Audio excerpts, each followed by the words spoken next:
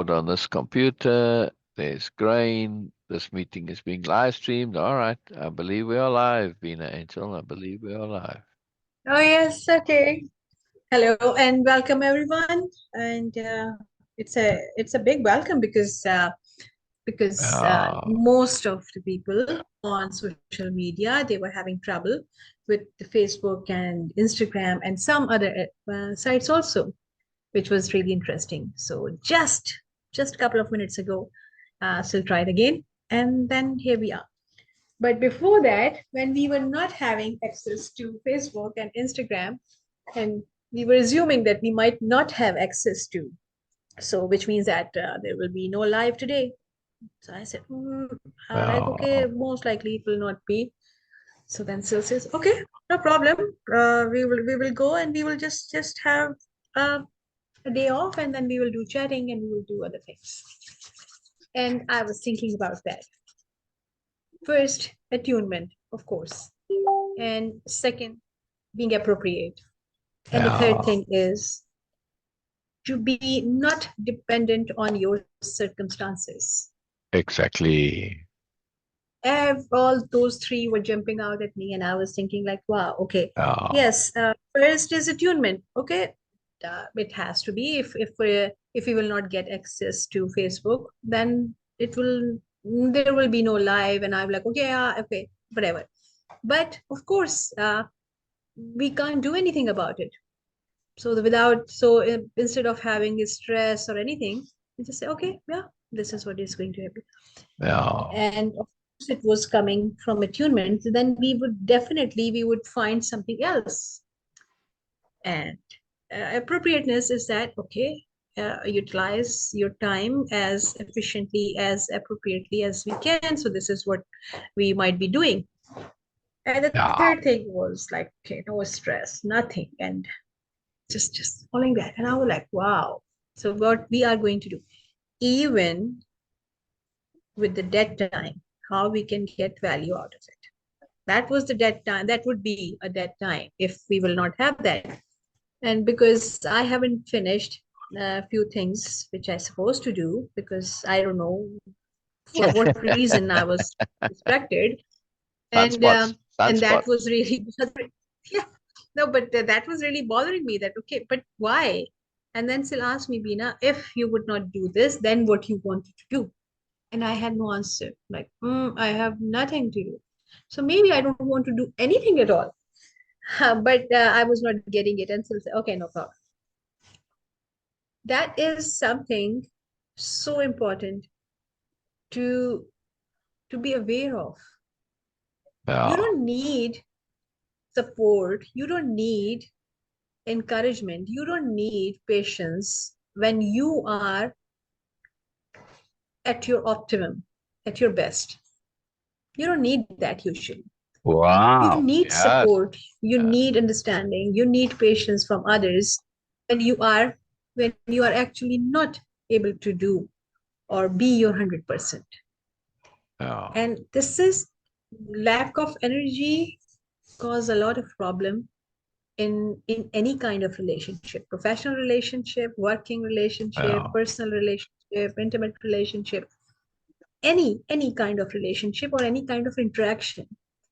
If one is lacking in energy, out of energy, instead of pushing them, instead of trying to push them, just say, okay, yes, okay, sometimes it happens, okay, we are going to do that. I feel that, okay, this understanding is going to encourage them really, really tremendously, and then they will come up with more energy. If they are not having some other issues, of course, like, okay, sickness or some other issues, then it's a different thing. And this is the key for any relationship to work.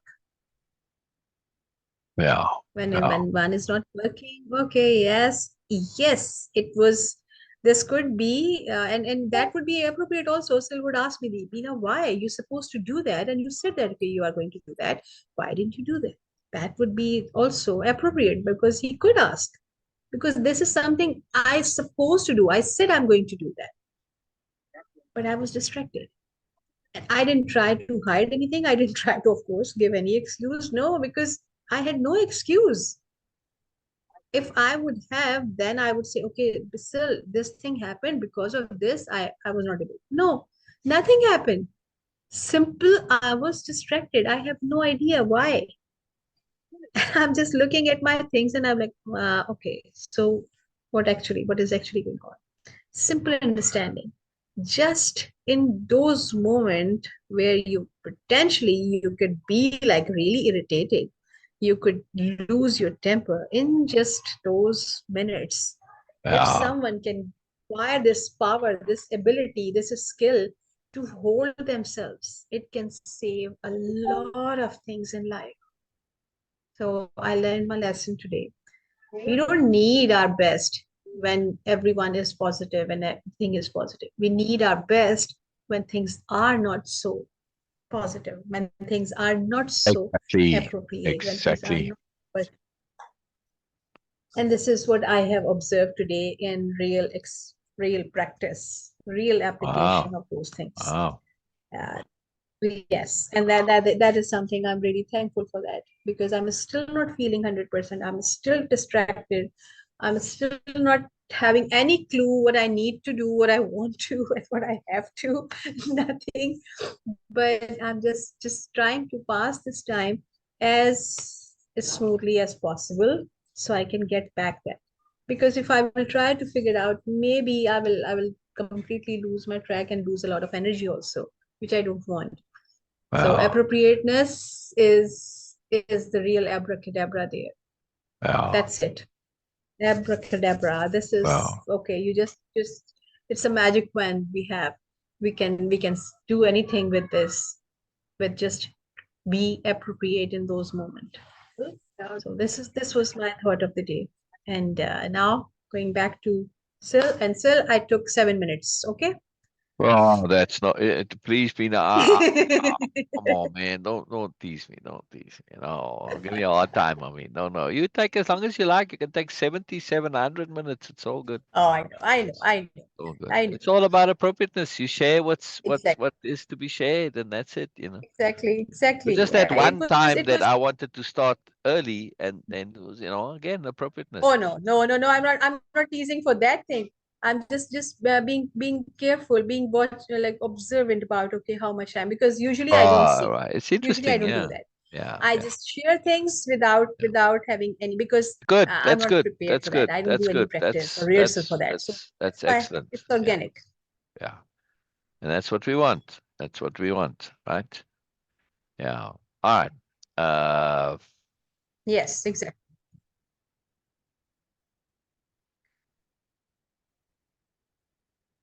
let's continue with our capital R reading. Yes.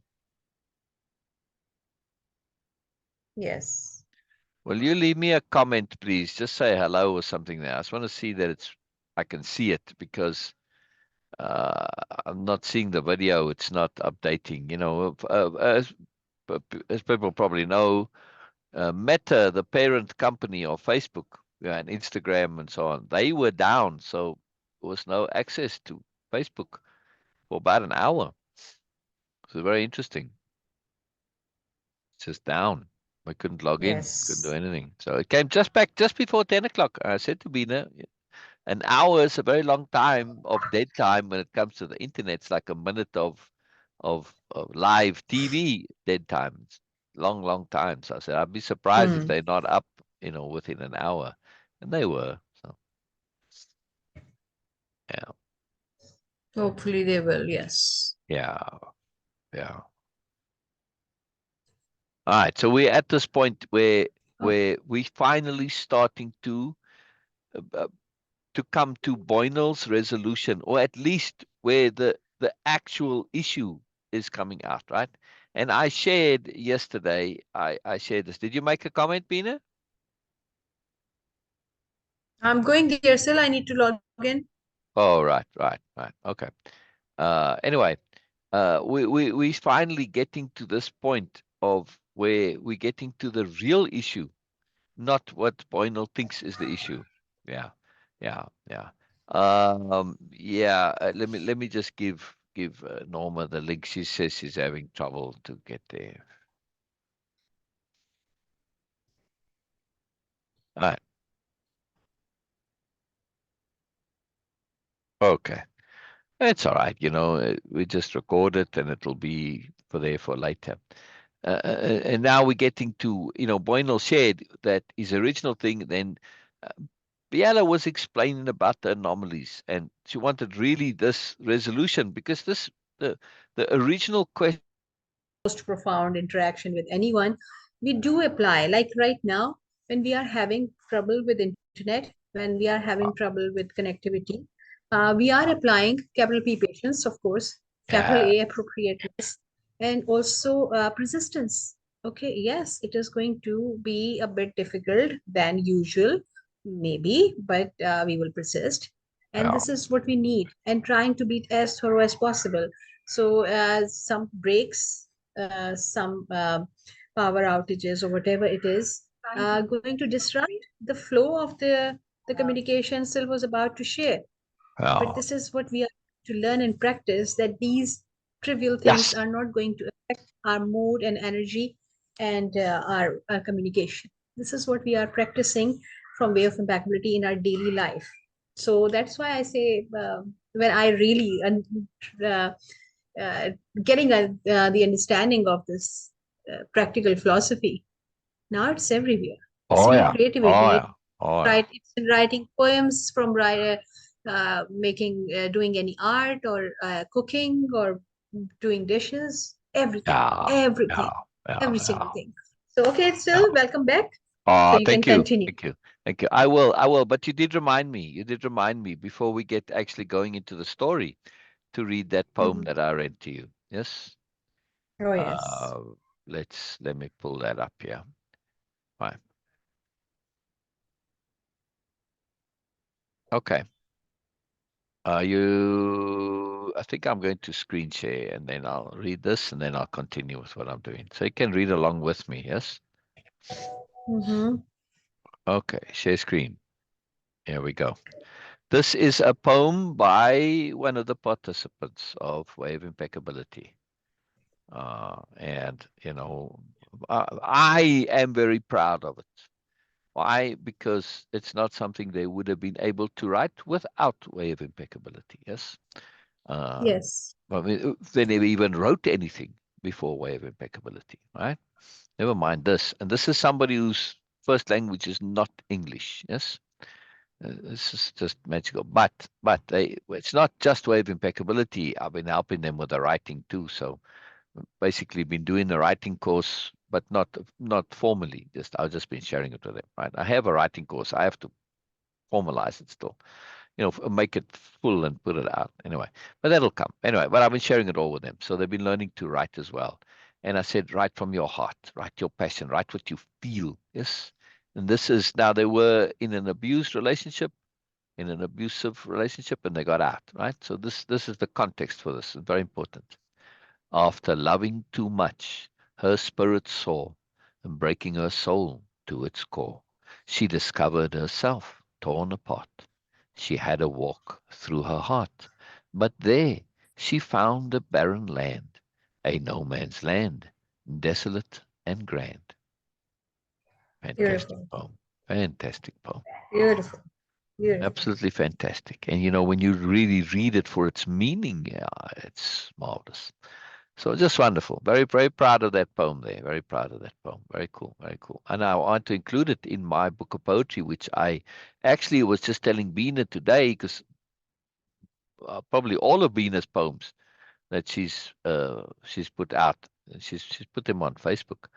Um, I want to include them also, right? 'Cause they're also wonderful, magical poems.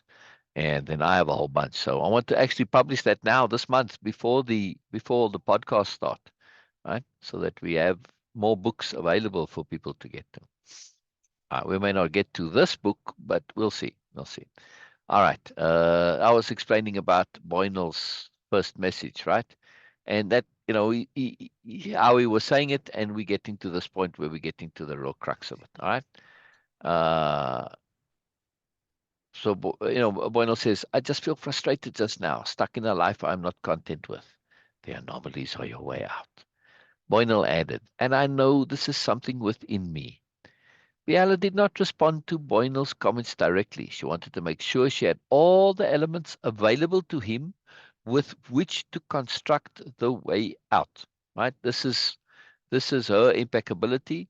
This is just who she is as a new noble, to share all of the elements available with which to construct the way out. Very, very powerful.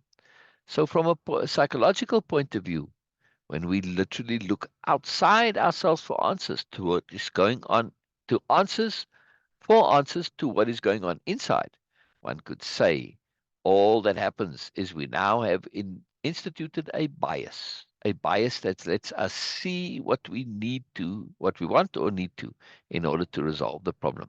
And that bias is like a filter. I'm going to actually say I've instituted a bias or filter. Actually helps it, but there, right? Bias or filter that lets us see what we want or need to in order to resolve the problem. And that is great. Our subconscious also comes into play in this process. So what we end up seeing or noticing is usually truly what is actually a good solution, providing we trust the process. That's the key, right? I trust it, just don't understand it. Ross Zero, Illumina said. Then there is the perspective from a spirituality point of view, that we are the ones who create this world like a dream world, where everything is a reflection of self in some way. The world is like our unconscious, and we are trying to become fully conscious. So we give ourselves hints and clues that help that process, Biella said. All right, now, this problem with Boynal, I trust it, just don't understand it. Boynal is so far lost that he almost, in order to truly connect and communicate with him, one almost has to go back to elementary school, preschool, to that level, right? And start breaking down each core element here. What do we mean inside? What do we mean outside, right? And get him to do repeat backs so that we can see where he's at, because his idea of where he's at and the actual reality are a life apart, a lifetime's worth of learning apart, right? He hasn't really learned anything. He's learned ideas and beliefs that aren't his own. Doesn't understand any of it. So it's all meaningless completely. Yeah. Because he's never applied it, never really understood it. So all of that gets wiped away. That's why it's hard to communicate with him here, even in stuff that's relatively basic and simple. Now, the key point here is to be aware of this. This happens far more frequently than we think, because our entire system is geared to us absorbing things that other people say. And he's confusing this as outside, right? When she doesn't mean outside in terms of what other people say. No, she means outside here in terms of the universe, nature, the flow of things, right? Anomalies, connectivity, right? This is what she's meaning here. But again, she has to almost start from scratch. But in this conversation, she's not able to do that because she doesn't really have the license to do so. And if she were to start explaining it in such elementary ways, she'd lose Boynal, right? Because he'd just be offended. And, well, you're treating me like an idiot. Well, you don't know, but it's a very tough problem. So she shares anyway. Hopefully, you'll go over this, read it, reread it, think about it, and put it together and make it his own. Let's hope, right? That's really all that can be done here, right? But she's giving him everything that he can work with, right? Because now she's bringing in the psychological, I mean, the spiritual point of view, and the psychological with the subconscious and the unconscious and all that. If that's you messaging, Norma, I can't see it right now, right? So I don't know who that is. All right, anyway, so we can look at it as if the world is our unconscious and we are trying to become fully conscious. So we give ourselves hints and clues to help that process.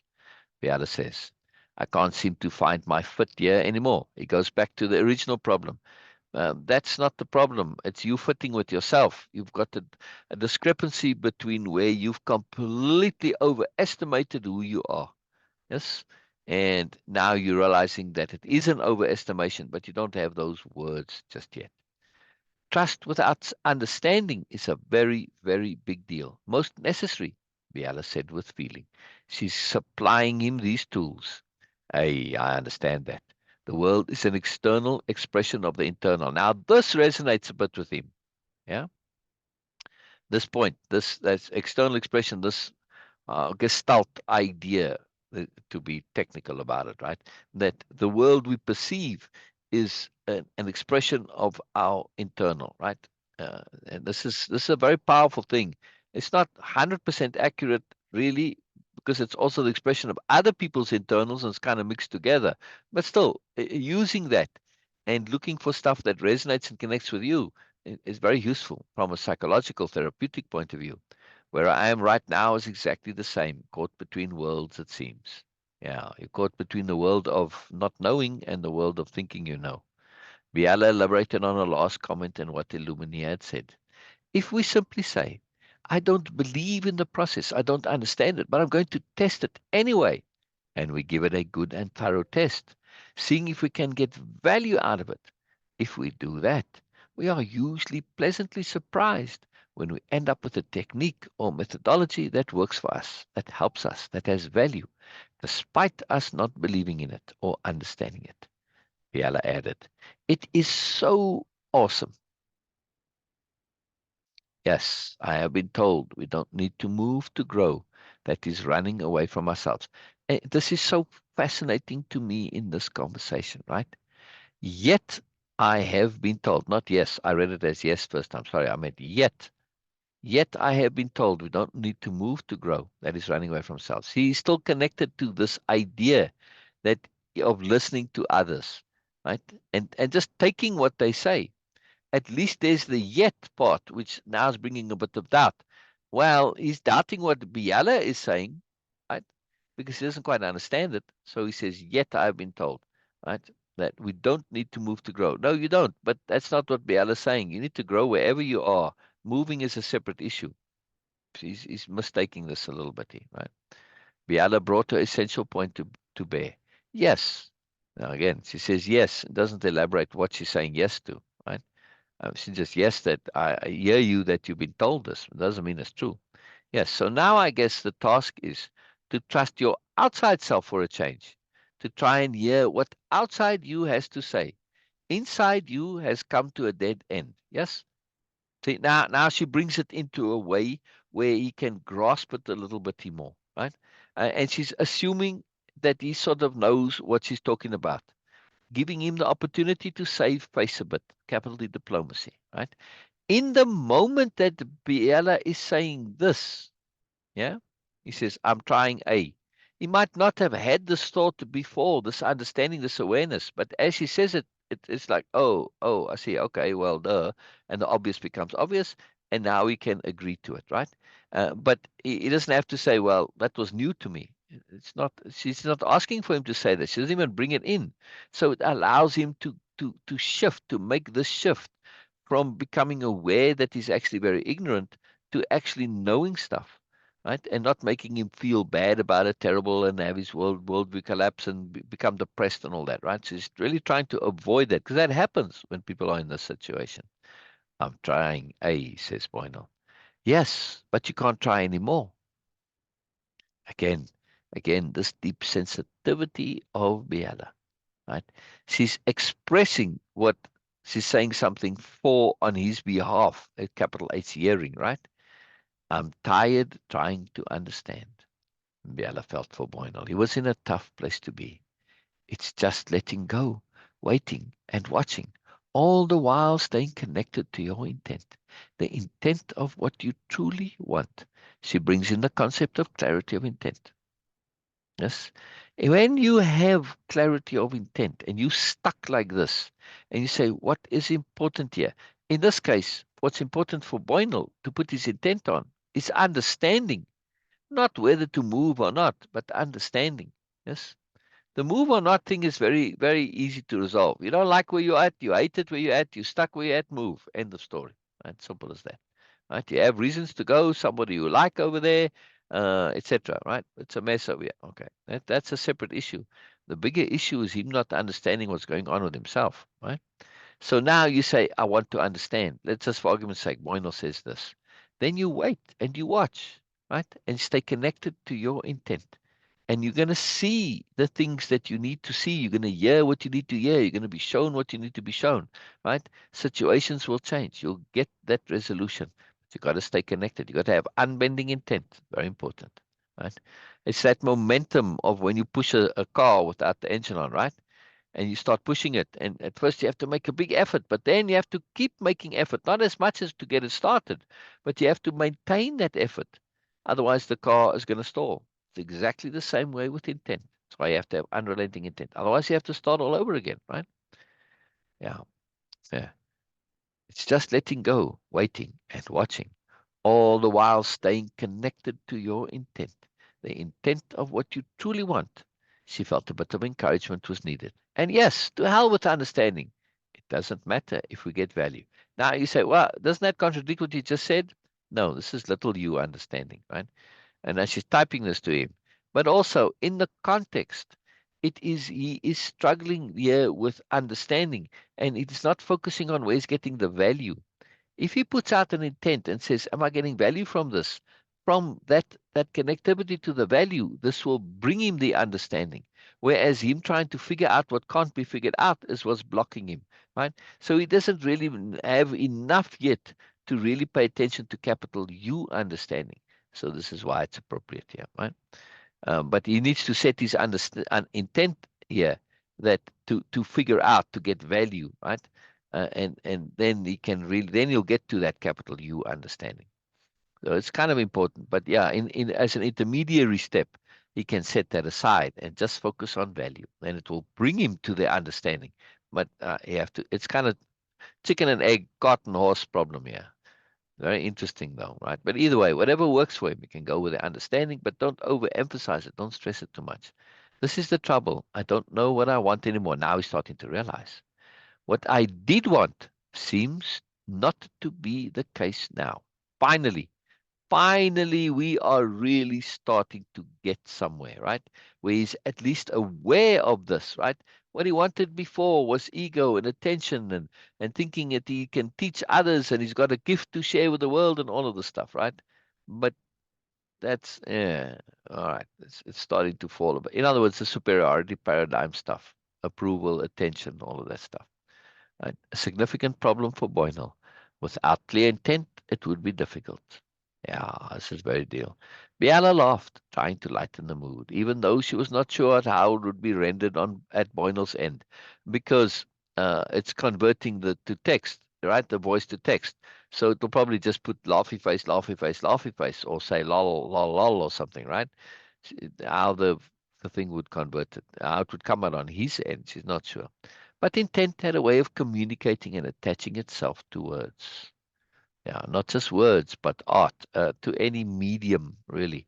When you to any communication medium, art is a communication medium, sound, music, graphic, whatever, right? Dance, all are communication mediums, and intent has a way of attaching itself to those. Yes. Um, and it's a very powerful line here to understand. And that's why that poem that I read is exactly this, right? The intent underlying it, or the clarity and the shift, the feeling, the passion, it connected, right?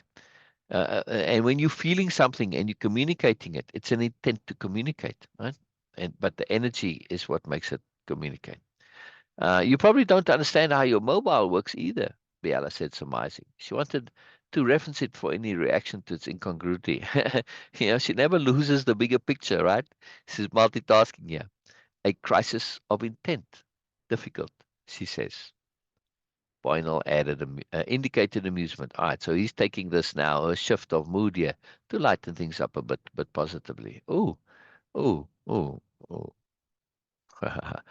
Just a little bit of an aside, yeah. You see my desktop background changed. Look at that. Look at that. Isn't that an incredible photo?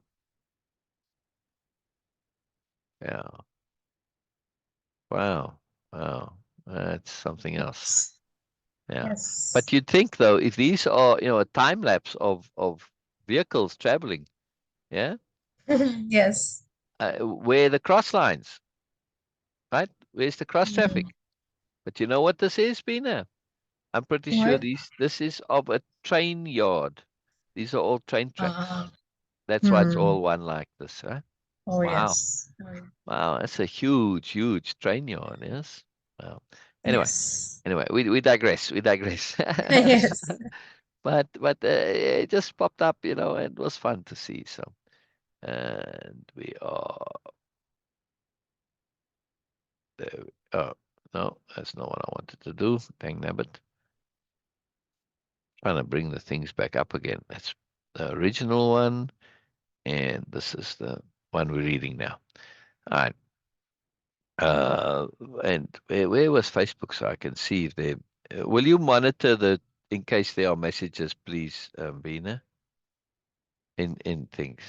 Think I might be with you, Syl. Yes, you I, are here, Norma. I, Hello, hello, hello, okay, Norma. I You are can't here. do this, sir, because you have changed the password. So It's the same. I changed it to the same one. okay.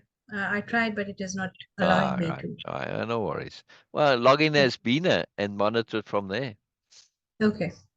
Same effect, yeah. So I like seeing Norma's live comment chats. It's very important to me, and I have to figure out this. I like seeing Norma's. So I think Norma, what may have happened, or I am seeing another comment from Norma, but I had to refresh. Yes, I can see you there. I see you. Yeah, I see that. When I respond to your comment, that means I am seeing that. So then when I give the heart, you see, then you can see. So and I'll reply yes. Yes, I can. But I don't see it. I have to refresh. I don't see it come up automatically. You see, Norma, that's the problem. I want to have to refresh all the time, because then it brings the audio up, and I have to mute the audio, and yeah, it's a bit of a fiddly thing. So, all right. Anyway, I keep clicking this live chat, and I'm going to see if that if that uh, if that does it, right? Because I think I've seen that before. When I click live chat, it does like refreshes the chat. So anyway, we'll see. I'll monitor that. So keep making your comments, Norma. I absolutely love your comments. They're very important to me. All right. A crisis of intent. Boynal indicated amusement. But you want to learn and to grow. Yes, Biella asked. I want to help people, but I know I have to help myself first. Finally, finally, a lot of people have this obsession with helping others because our cultures push this. And this probably comes from BMN culture, right? To really make this the be all and end all of everything. Why? Because they help the BMN. Of course, does the BMN help them back? No, right? We have to get out of this idea of helping people, right? It's a problem. It's a problem, as they're going to discuss right now. Yes, it's not a bad thing, but we have to do it so with awareness and understand how it works. Otherwise, we cause more trouble than what we think. That first part, Illumina observed, that's a block. It's causing distortion. First of all, there's an arrogance to this. Yeah, I want to help people. How on earth do you know you can help people? What do you have to offer? Etc., etc., right? But I know I have to help myself first. At least he's progressed to this part. He was stuck on this. I want to help people, and he went to go and do this. He did a course. I don't know if he said this already, if it's coming later, but he went to go and do a counseling course, right? But you can't be helping other people if you yourself are a mess. Sorry, it doesn't work. Yeah, you have to get yourself sorted first. At least he's realizing that, but he still has this as an ambition. It's a bit of an inappropriate ambition. That's inappropriate application of goodness. The very sad reality happens all the time. You want direction? Yes, Biala asked. Hey, right? Interesting. Now, it doesn't say he doesn't. It just says, "Hey," he just agrees with Biala. He doesn't ask her for direction, so she's still stuck giving it. Yes, not that she will in the way you might want it, but anyway. So she's going to work with this where she has to now just share, which is the new nobility way anyway. But she has to do so cautiously because she hasn't asked for it, right? If she asks, then she can have a bit more leeway or a lot more leeway. That helping people part. It almost always causes lots of trouble. It is a type of inverse intent because it is a bit of a square circle. Anytime we decide to help someone, aren't we being presumptuous? Biella felt she might be losing Boynal. She was pressing slightly. The situation called for it. Hey, we have to help ourselves. He's getting there. He's getting there. Even though Boynal understood the point, Biella added a supportive argument. Sometimes the inner reasoner needed actual rationale. So in other words, even if something makes sense, our inner reasoner, which is I call them our inner bureaucrats, they need that additional support because they don't want to just take your word for it. They need some facts. They need actual, real supporting justification and substantiation, right? Let's say I'm playing a puzzle game and you come along and help me by giving me all the answers. I'm most likely not going to be appreciative, right? But I think we have to share our gift with the world. Ugh, right? It's the same thing. It's part of that superiority paradigm ego. Yes. He wants some recognition. And why is this such a big deal with him? Because he's become aware that he's hollow. He's been known this for a very long time. And when he says to share the gift, he's going to get approval and recognition. And this is going to now somehow, in the logic, make him feel that, well, he's not hollow anymore. No, it doesn't cancel out the hollowness. Doesn't matter how much you do it. This is the myth of the narcissist, the myth of the superiority paradigm. It's not going to do that, right? So yes, you can share, but don't do it because you think that, oh, I've got the gift to share. No, I mean, yes, you could say, oh, isn't that what you're doing, Syl? No, I'm sharing with the universe. Now I'm putting it out into the world. If somebody finds it useful, fine. If not, I don't know whether it's a gift to them or not. I mean, it's a gift to me what I do, but I don't feel like I have a gift to share. I'm sharing the result of my hard work, which is a very different thing, right? Than a gift, because that's very presumptuous there that you've got something special. No, I don't see it as a gift. I don't have that presumption. It just is the result of time and effort. And again, I don't presume. If I say it's a gift, I'm presuming it's valuable to you. I don't know if it's valuable to you or not. I'm sharing what's valuable to me.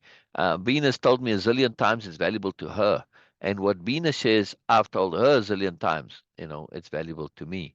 Right? But I can't presume it's valuable to anybody else, right? I mean, I know family finds Exactly. it valuable, right, Beena? Yeah, I know my Yes, participants of Way-of-Impeccability find it valuable. They tell me this all the time. But still, it's case by case. I can't assume it is for everybody. You know, and I exactly. don't. And I don't. Even though I may have good reason to think so, you can't. You can't assume this. And it leads into that inadvertent arrogance. But again, it's a deeper problem. He wants it to be a gift. Why? Because now the insecurity of this hollowness that he's become aware of would be filled up by this. No, not really. Right? Not really, not at all. Right? So Biala doesn't respond directly to this, or at least not immediately. She just continues because she needs to make her point. She's filling this void for him, right? At least sharing in a way that he can take it and fill it, right? I mean, we can't possibly really know when our help is actually helping or not. But sharing is a whole other matter. Yes? Sharing has a sweetness, wonder, and mystery all its own, Biala said, quoting one of the rules of sentience. I love that. One of my favorites. Yes, mine too, Illumina. A helping to one is help to another. And again, here we have Boynal doing this on the fly, growing and awareness, and oh, the obvious becoming obvious, right? So he doesn't say, well, one comment ago, that wasn't my thinking, but now it is. See?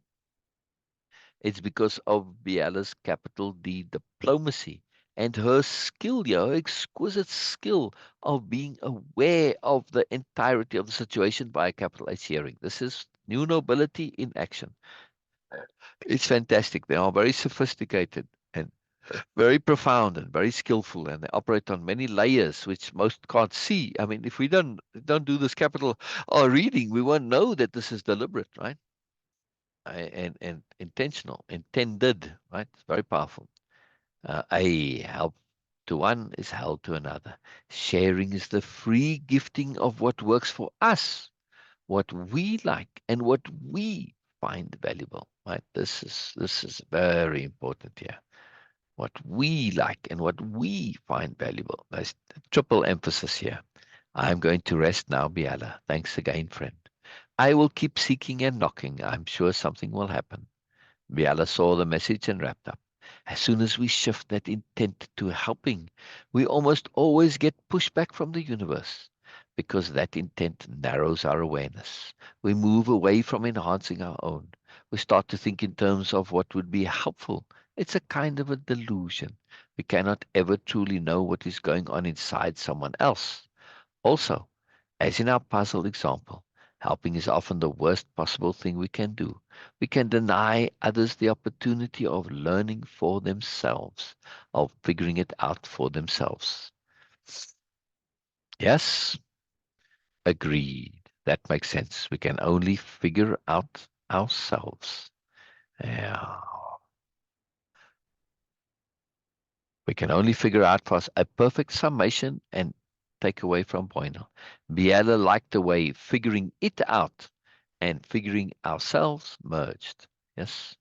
I guess he meant to say we can only figure it out for ourselves, but he said figure out ourselves. Now, maybe he did intend that, but it's really cool the way that merged. Yes. Ourselves being more than our inner thinking, Biella added. Love to you, Boynal, later. She ended using that term again. It seemed appropriate. Yeah, Boynal agreed later. Sending love back to you, friend. The connection terminated. No mysterious message this time. Takeaways, Illuminia said energetically. She wanted to get the mood up. It seemed to be flagging somewhat. It is so uncertain, Mum said. You're not helping with the mood, Mum. He can't help it, right? He's very enthusiastic, but he just talks in this dead flat way, right? Even though he's sensing what Biella wants, and in his own way, he's trying, right? But his enthusiasm and not being enthusiastic, it's very hard to tell the difference. He knows, but we can't tell the difference. Well, before we get to the takeaways from the aspirants here, um, takeaways from you, Beena. Takeaways from you, please, Norma. What do you make of this now, where Boynal is at? What is your assessment of Boynal and his psychology and where he's at and everything that's been shared? And you, Norma, I want to hear from you too, please.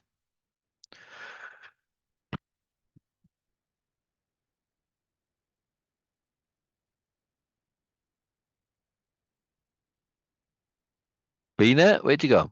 Are you still here? Yes, I'm here. I was Oh, waiting for Norma to respond. So, she might or may not, so go ahead. okay. Unless you too scattered today, you said you were a bit distracted or scattered. Yes, I am. Yes, I Right. am. But still, Yeah. the, this thing that figuring it out for ourselves, it is, of course, this is crucial. Um, but in the beginning, we need some support. We need that nurturing Yes. environment where we Yes. can Exactly. actually get Exactly. motivated to figure it out for ourselves. Exactly. Because we assume that okay, oh, for so many years I was not able to find this perspective, to have this perspective, to Yeah. figure it out by myself. Then how am I going to be now suddenly? Yeah. Which is actually not true. It happens with me, but but it needs some sort of trust from others that okay, yes, you can. And by their sharing, the way Biala is sharing with Boynel, it is already giving him so much, Yeah. a Yeah. lot of Yeah. cues and a lot of clues and Yeah. a lot of hints and a Yeah. lot of course multiple perspectives where Yeah. he can actually do that. But because we are so used to with that, oh no, I can't because I Yeah. was not able to do that in the past, and we so much get influenced by the memories of our experiences, that we assume that it is going to be the same.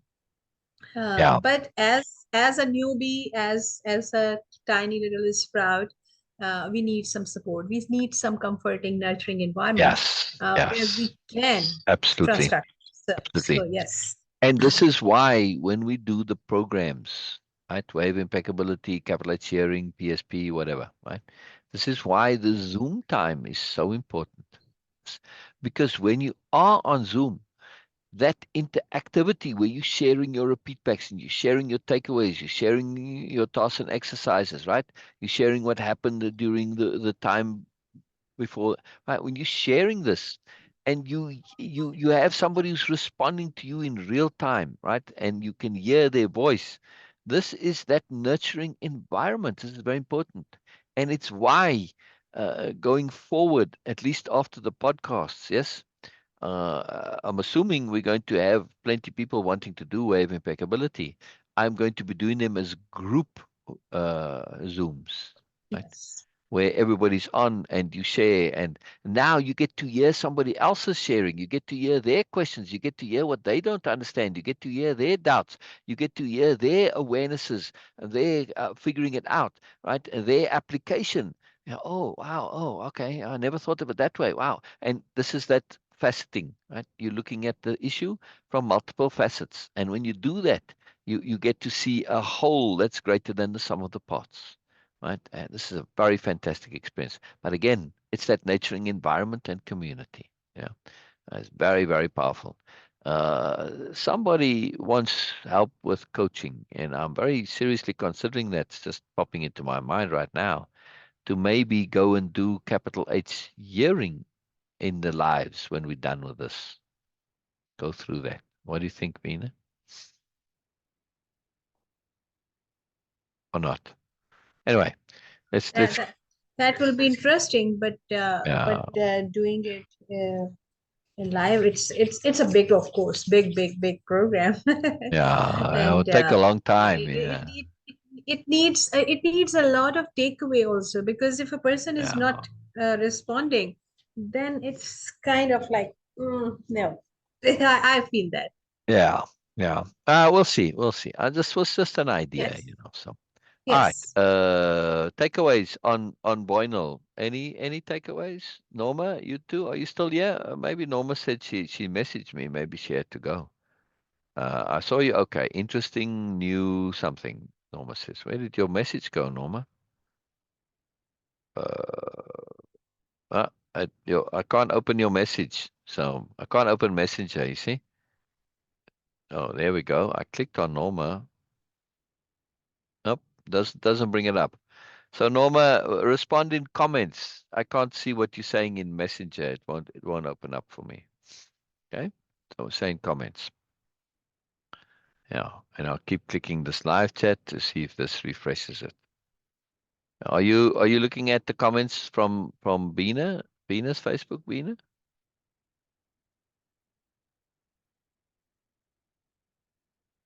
I'm not logged in as me.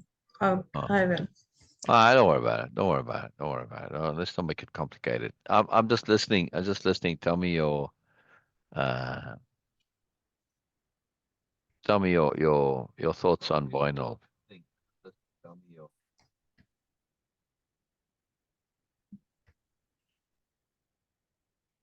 Beena? Where do you go? Thoughts on vinyl is something peculiar to me. Not right now. I can't. I Oh, don't want to. Actually, I don't want to say. oh, I You see. have Okay, opened. okay. You have opened the infinite windows. Okay. Yeah, yeah. Norma, Norma, this this point of the community and group, it is precisely for everyone. It is precisely for those who feel they don't belong anywhere. Yes, that if you feel you don't belong in the group, then this is the group for you. Anybody. I'm just not talking to Yes. Norma. I'm talking to anybody now. The only thing that is here that makes this group something that is communal, this is a group where people want to share, they want to hear, they want to listen, they want to learn, they want to grow. That's the thing that's common, not how much you know. That's why this group is so different, Norma.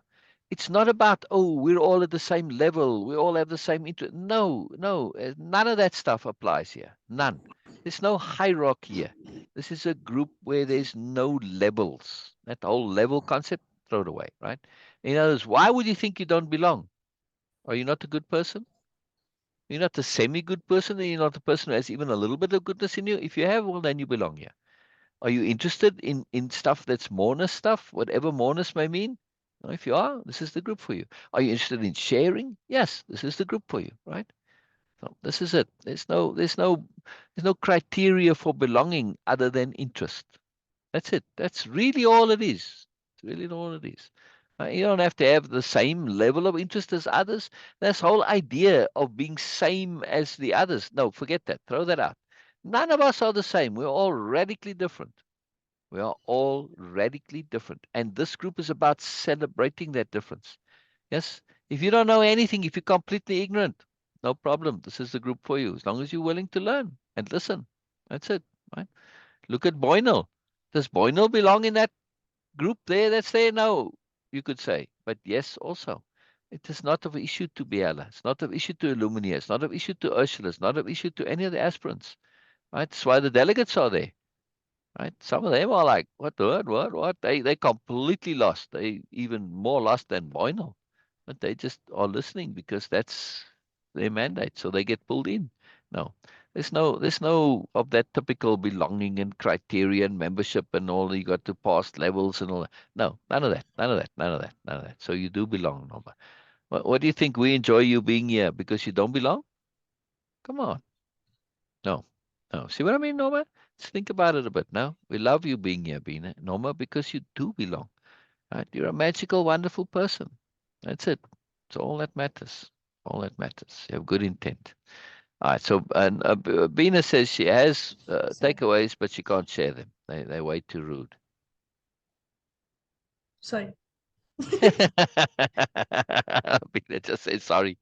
Beena cannot be rude. Beena cannot be rude. It's not in Beena's nature. Okay. So Yeah. why the angry face still on the live? Angry face. No, I was going Yes. like no, it was like not an angry face. It was like a oh sorry, I didn't have, mean to have. I was quite joyful and happy. I don't know why the angry face. It was more of a like a cheeky naughty face. Like you mean this face? No, It's not an it is angry face. there. I saw that uh, in the group in Sassy. Oh. You clicked the emoji of like Oh, angry. oh, What? oh, oh, oh, you mean the emoticon? I thought you meant my face on Zoom. Oh, No, no. I don't know. Did I put the angry face by accident? Oh, Yes. where? Where did I put it? No, in Sassy, if you just look at it, you will see. Okay, I click the heart there. You have that angry face there. Next to which comments, Bina? No, no, on the main page where the live is showing. Oh, oh, oh, Look, oh, look, you oh, I have see that. what you Syl mean. Sabastian. Oh, I didn't put that there. I didn't put that there. I clicked on heart.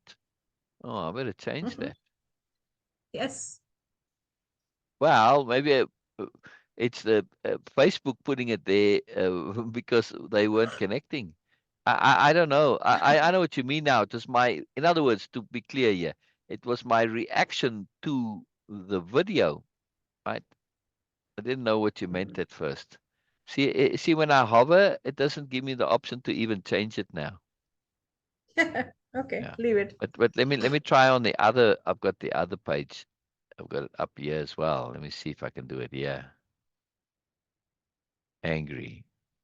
And won't let me change it here either.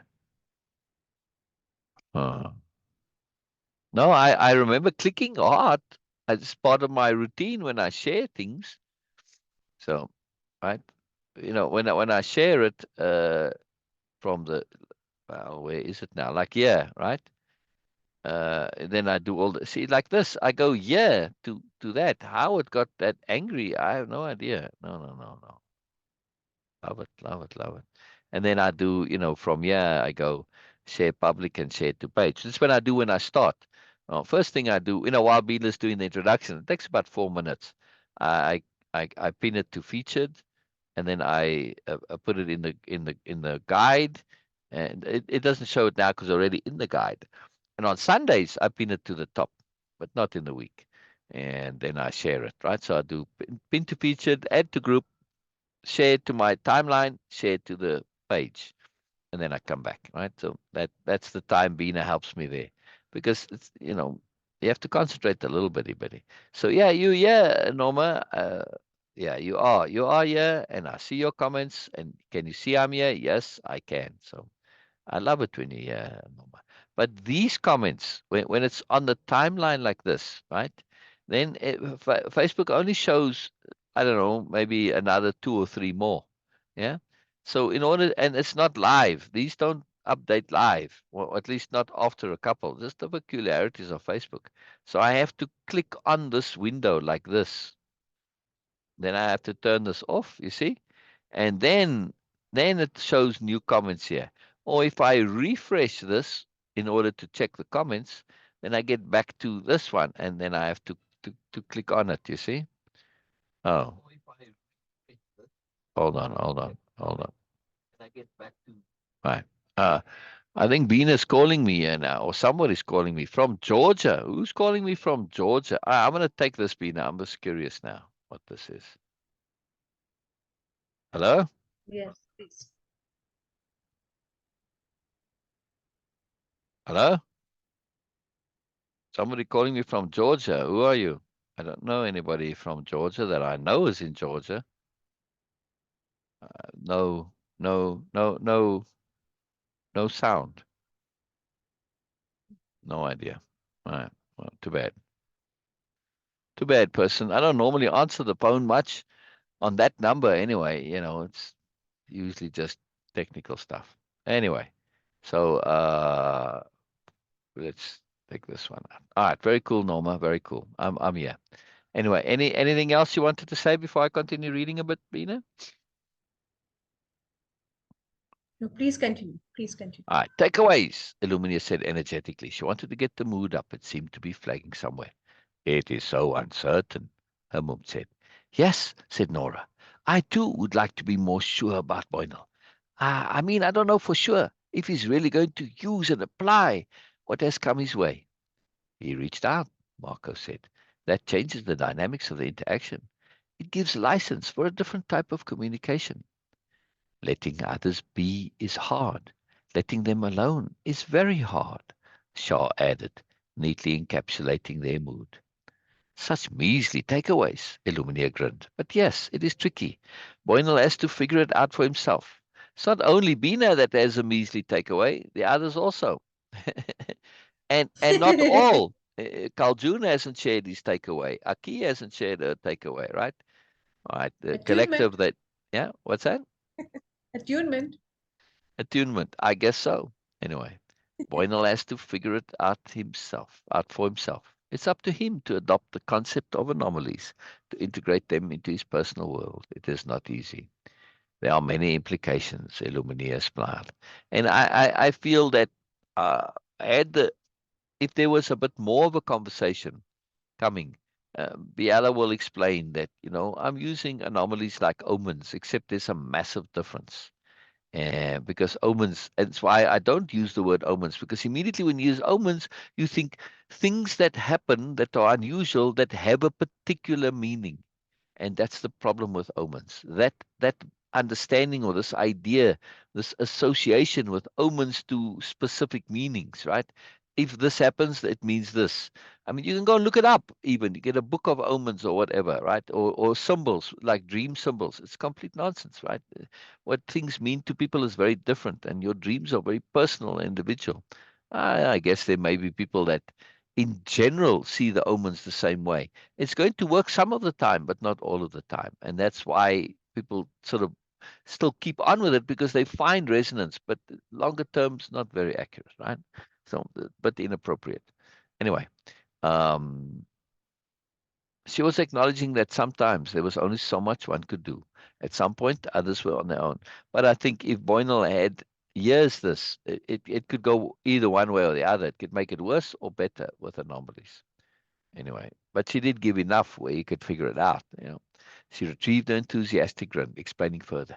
To me, what makes the critical difference is understanding, capital U understanding. There's understanding that there's an inside me and an outside me. The outside me is my unconscious or superconscious or the world or the universe. The new nobility generally refer to it as the universe, but that's just our preference. How exactly we see the outside me does not matter. On many worlds, it is defined as deity. It really does not matter how we understand it.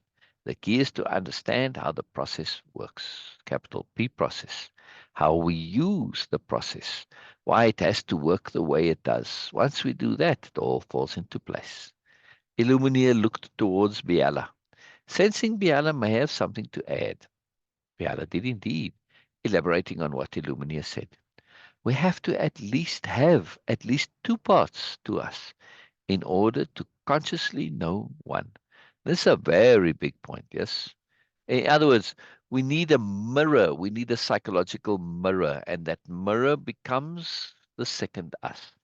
Is it is it actually two individuals? Like when you're looking in a mirror, are you actually two different people? No, right? It's you and your reflection. However, that reflection allows you to see yourself. Without the reflection, you don't know. You don't have that view of yourself. Well, I mean, suppose you can look at your body, but your face now, right? You can't see your own face. You can see some of the rest of your body, but there's limits. Yeah? Now, with a mirror, though, you can, right? It's the same for us psychologically. We can see some parts of ourselves, but not the key part, which is the face, right? The real depthness. So this is why we have a second self. However, I feel that in our psychology, the second self isn't just purely a reflection. It has as much as the first, and they become interchangeable. So we have these two selves that are constantly giving feedback to each other, right? Because you need that feedback to really kind of talk back to you, which the mirror does not do. Yeah. So you have that second self needs to be a real self, not just a reflection. So psychologically, it's kind of like the mirror, except that that self in the mirror, like Alice in Wonderland, that self takes on a realness, right? It has to be able to give you feedback. But now that self that's in the mirror has realness too, and it wants feedback on itself from you. So the two keep giving each other feedback, and they kind of grow simultaneously. And it seems like they won because they're constantly giving this feedback. Yeah. So we just have to understand this. So the effect in the end of the day is as if we won, but really we are two. Yeah, that's very important. At least two, can be more than two. Uh, this is obvious once we think about it, but it is not until we do. She matched Olivia's fun grin, Illuminia's fun grin. The new nobility see the part that is not the inside us as that part of us that already knows, but is not yet conscious. Now she's making a further distinction. She's saying there's a part of us, this part that we get the reflection from, it doesn't quite have the same understanding as us. Now, she may be talking about a different us here, but she's actually conflating it a little bit here. Right? But if you want to get a little bit more complex, you'll probably say this is a third or a fourth self. Doesn't matter, right? The end result is she's saying there is a self that knows but's not conscious, right? We typically call that our subconscious, but sometimes our subconscious also a bit wrong. So, our mourner self, our greater self, this is what they would call it, right? Um, but it's not fully conscious, so it can't verbalize, so it talks in symbol and metaphor. And that's why it's important to understand this. The part of us that does the describing of the world. This is like the supercomputer part of us, right? It's a really potent part, the part that translates energy into matter by slowing it down with consciousness. The details of this process do not matter much. It is helpful to some to have an underlying rationale, but it is not necessary. So she's getting really like this is stuff for later to come up and talk about, right? She's just kind of throwing a lot of stuff out there because it's coming up in her mind. Yes, Ursula was thinking it through. If we get beneficial results, repeatable results, which help us and add value, what does it really matter how it happens? Right. So this is what Biella's doing. She's throwing a lot of stuff out here. And why she's not elaborating? Because she's on this deeper point that we need to look at the value. And it's what she said last to Boynal. We need to look at value. We have to get value out of things, whether they're true or not. It doesn't matter how they work. We need to get value. Ross Zero, Illumina quoted, paraphrasing slightly. Belief is not required. Simply having an awareness of the possibilities implied is enough. Behaving as if they were true or just testing them out provides the benefits. Rule of sentience zero is the suspension of belief and disbelief. Exactly so, Biella agreed. The new nobility see our outside part as the part that knows, but not consciously. Our intuition, or the source of it. Some call it collective, or racial wisdom, or memory. Again, it doesn't matter. That superconscious part knows our conscious part is a following, knows our conscious part is following a path of awareness. It attempts to assist. It can only assist indirectly. Otherwise, it will interfere with the awareness attaining process. Awareness can only be acquired within. Otherwise, it will not be true awareness, but a program. Again, Biela's repeating, because this is such an important point. Also, we can see Biela starting to get a little bit tired, right? We can see how she's not quite as clear as she might otherwise have been. Yes, and I think we will stop for today. Yeah, but I'm feeling a little bit tired too. I think today is a strange day. What do you think, Beena?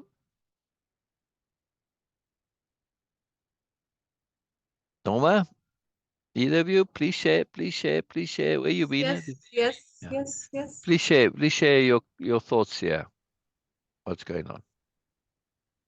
Not right now, Syl. I'm too distracted. Sorry.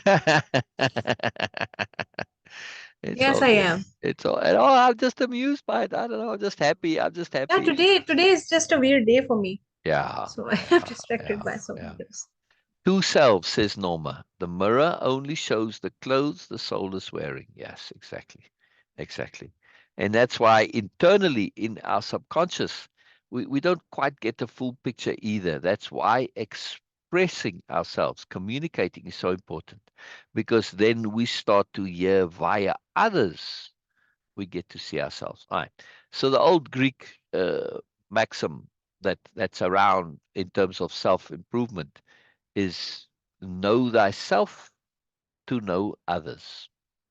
Okay. I think Socrates, quote from Socrates, know yourself first, right? And then you'll know others. However, the new nobility add to that and they turn it backwards. Know others to know yourself.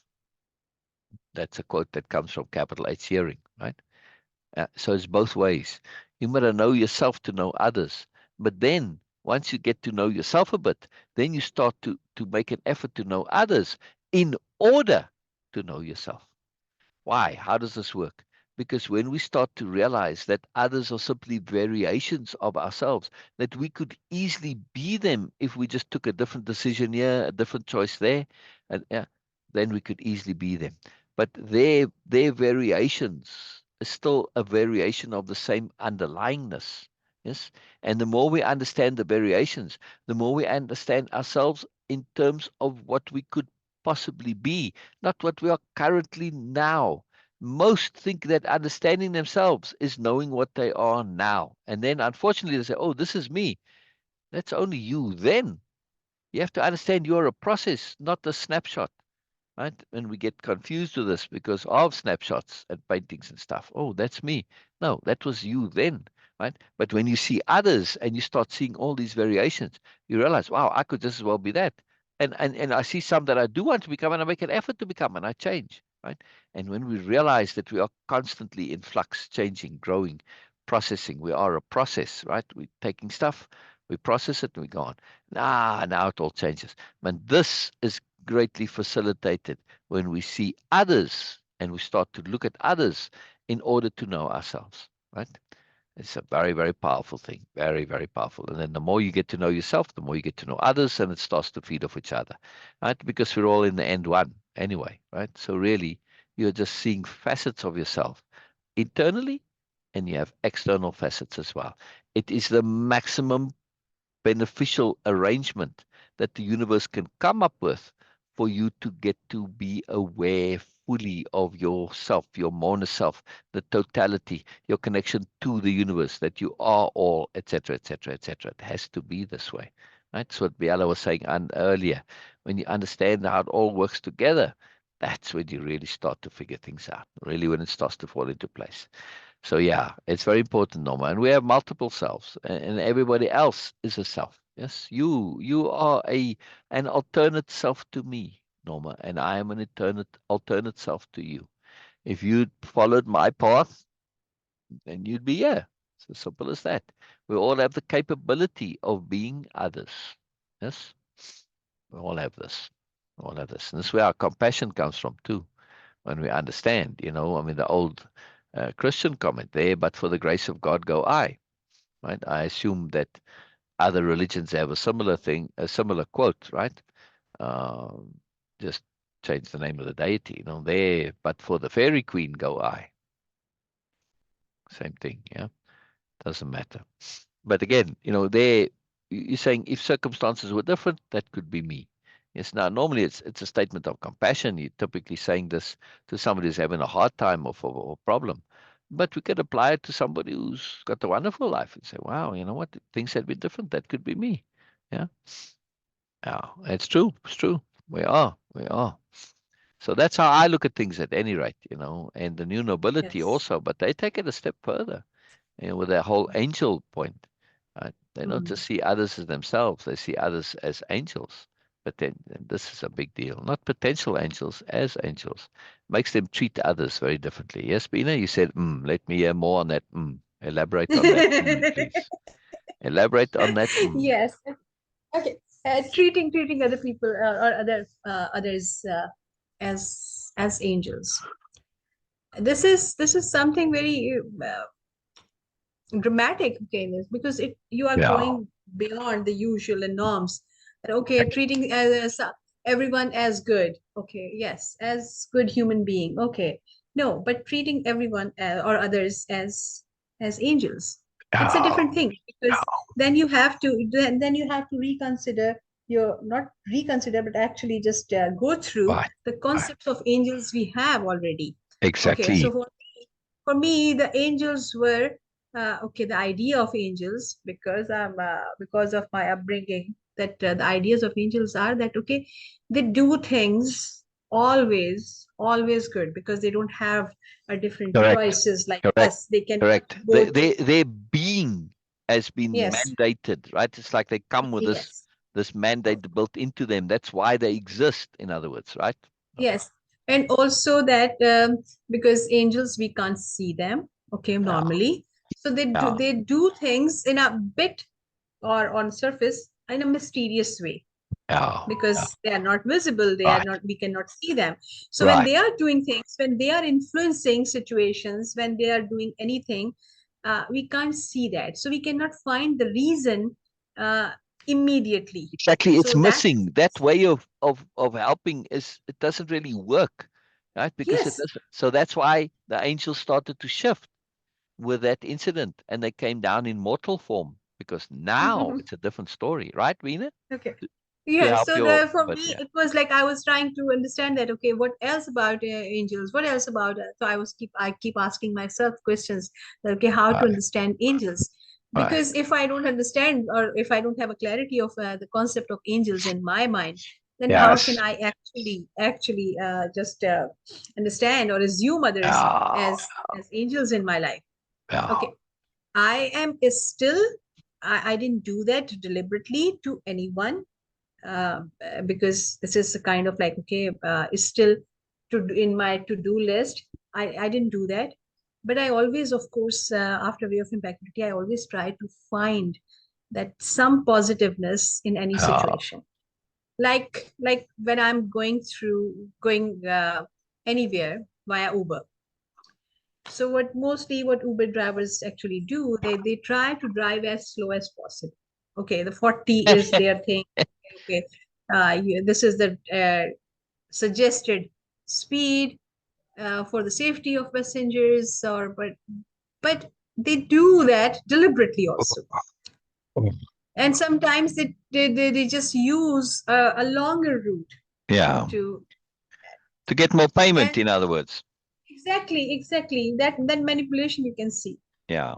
And of course in those times when you understand that the motivation uh it irritates you, it bothers you that okay, why Yeah. you are wasting my time for this reason, why you are doing this. And I just learned that to not get into that irritated or panic. When I just start okay, now the ride is starting, I set my intent that I will reach my destination exactly as when I should be there. It Interesting. will be appropriate. It will be perfect. So no matter what they are trying to do, they are trying to save me from something. and whatever they are doing. So I don't get Wonderful. bothered by that. Yeah, I don't get bothered by that. So it is something missing, that okay, if I would deliberately uh, think of them as angels in my life, I'm not doing this like very properly, appropriately, but I'm doing this, and it just gave me time to enjoy and relax instead of continuously being tense or irritated and bothered by that. Okay, yes, they are doing those things, because mostly it is not going to help if you push them. Yes, Yeah. a bit, Yes. but Yeah. how much they are going to charge for that? Yeah. 50 to between 50 to 100 rupees. Okay, but it is way much more expensive. My mood and energy is much more expensive than that. Right. So I Right. use those 30, on average 30 minutes, just to relax. And There I you said, go. okay, whatever you want to do, I'm not going to bother by that.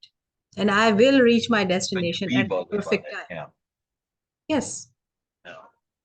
That's So wonderful. this is, Yeah. it's a regular thing. Again, it's an application of way of impeccability, the philosophy of appropriateness, and of course impeccability. I'm trying to do that in my life, in every aspect of my life. Yeah. And since then, yes, other people like my mother, she really gets. I don't know that. Okay, because my father was a very fast driver. He was not a rash kind of a driver, not rashing, but he was very fast. Efficient. Always. Oh my God.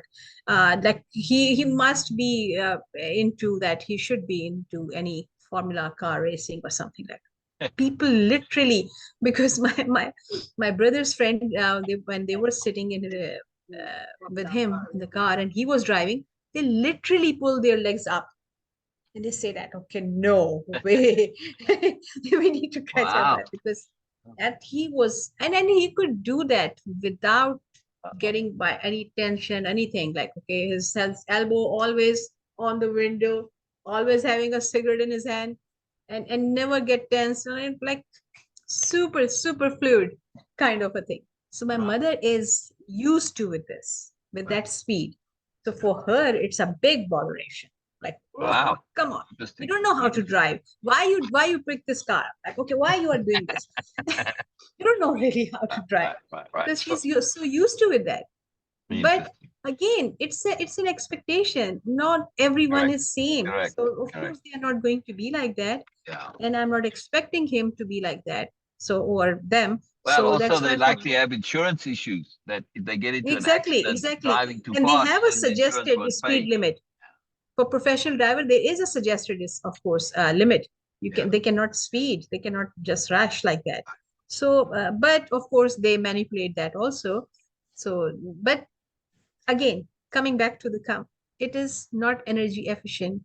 It is not impeccable and appropriate for me to give anyone else the buttons or triggers for my mood.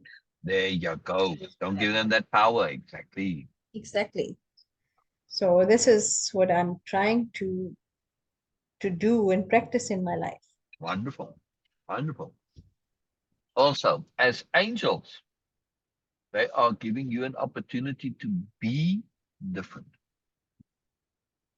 Yes. Now, angels in mortal form are very unique. They're very different to angels in their spiritual form, right? Mhm. Because for one thing, they don't have the superpowers.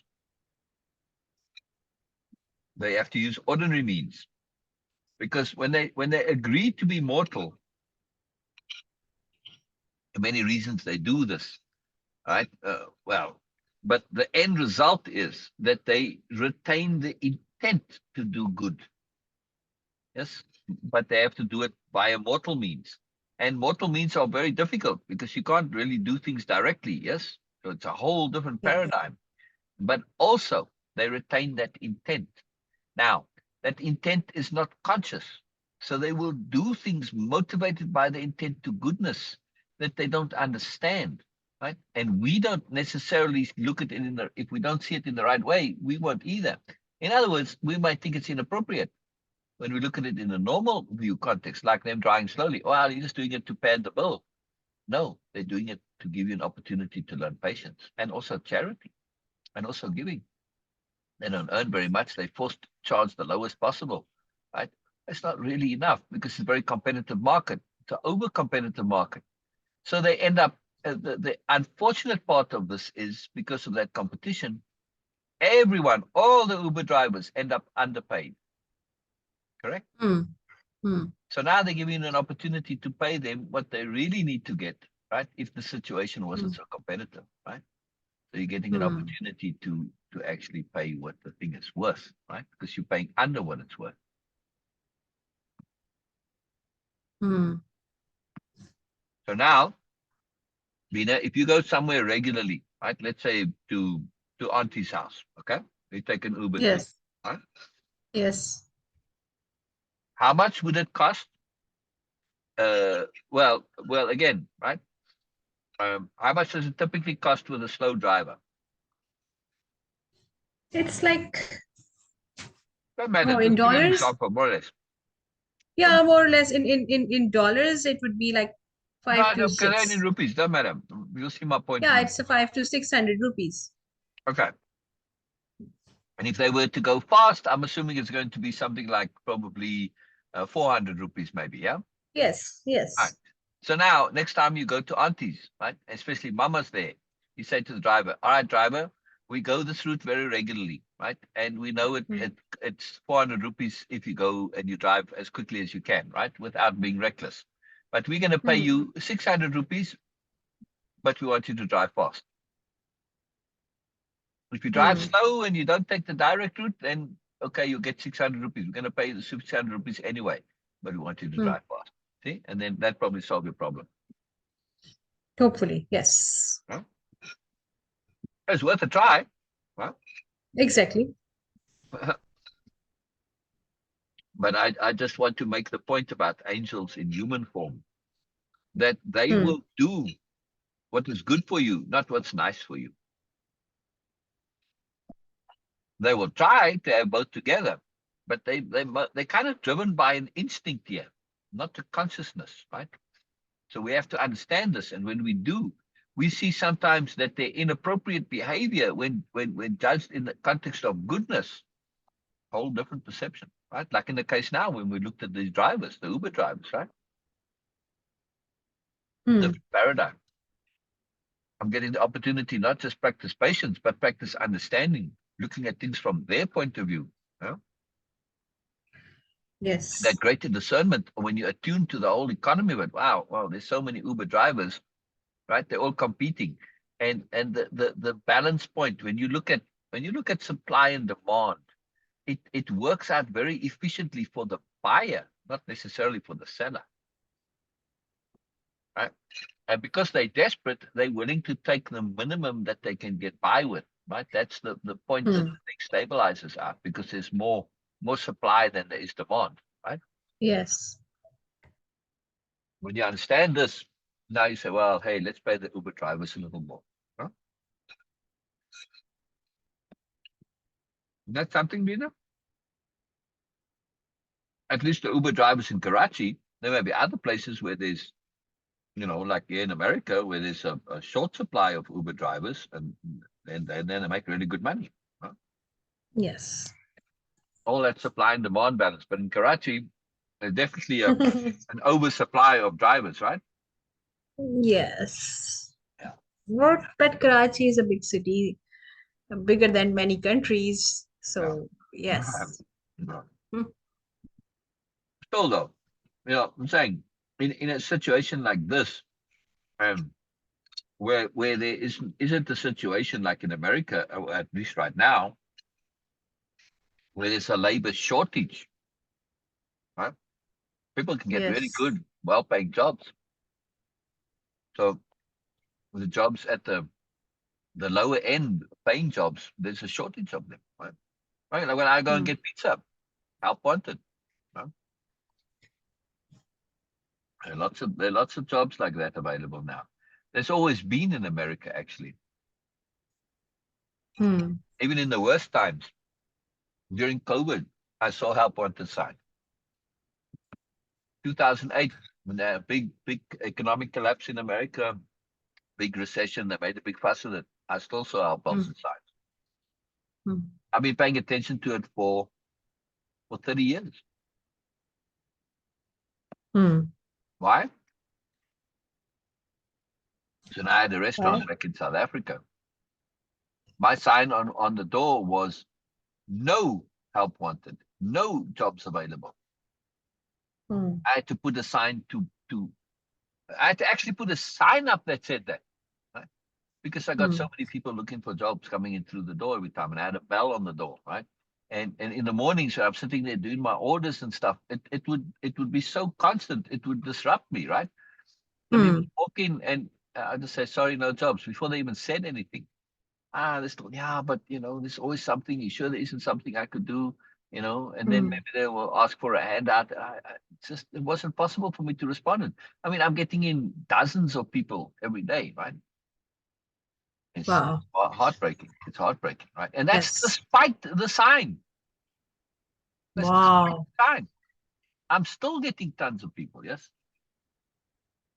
I checked them out though. Some of them just came and went through the rigmarole and just weren't really looking for a job. They were looking for a handout, actually, right? So the one fellow came in who was like this, and I could see it. Oh, I'm sorry, dude, you're not for real about asking the job, because when you see 100 people a day asking for a job, you very quickly get to see what's what, right? You see the pattern and all this. So anyway, so I said to him, yeah, actually, I've got a job for you. Right?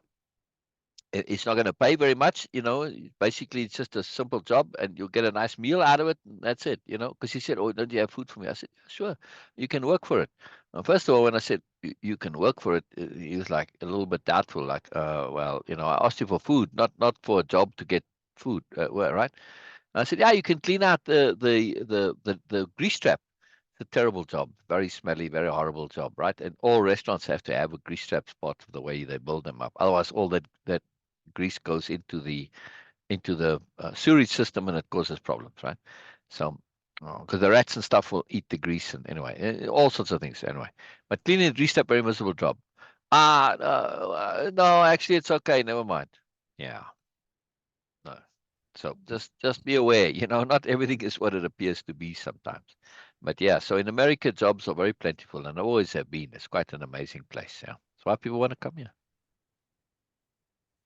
Anyway, I'm making this point that that when you have economies where jobs are scarce and there is more labor than supply, people will work for very little,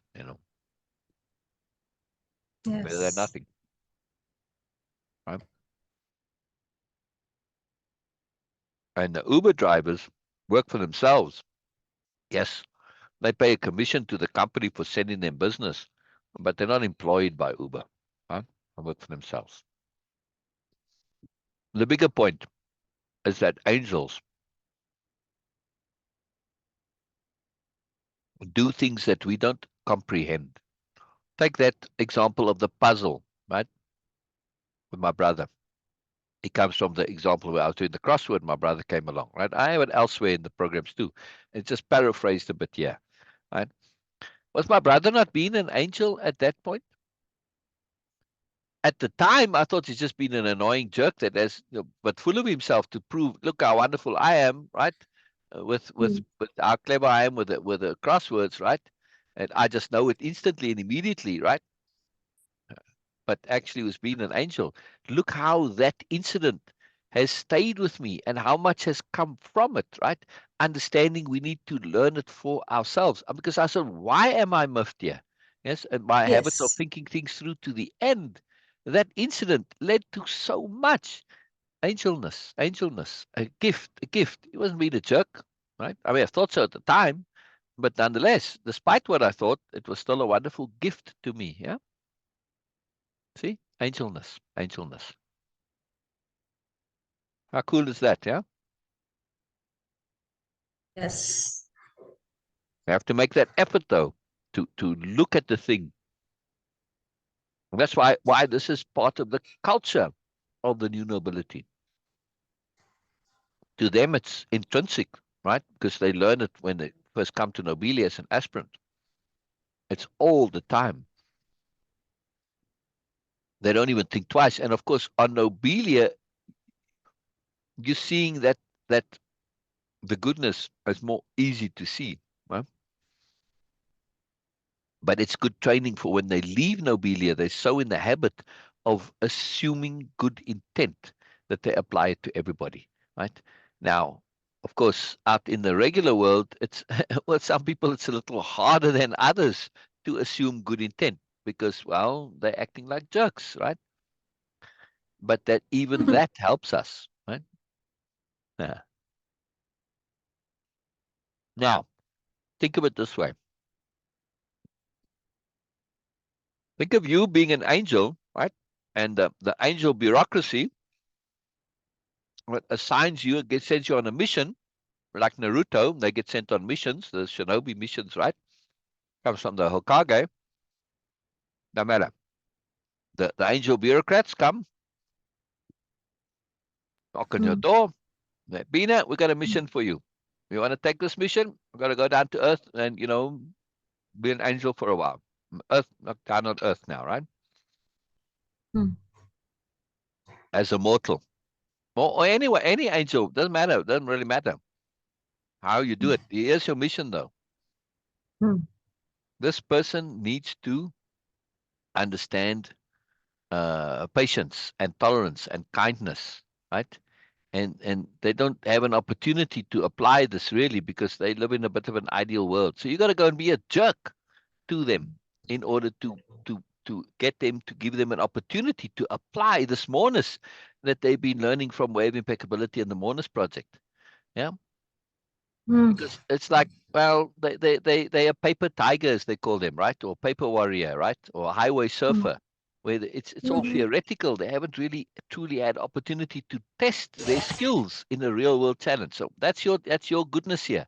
You're going to give them this opportunity to truly show that they actually have real patience, real kindness, real caring, real consideration, and they are able to perspective shift and see people as angels.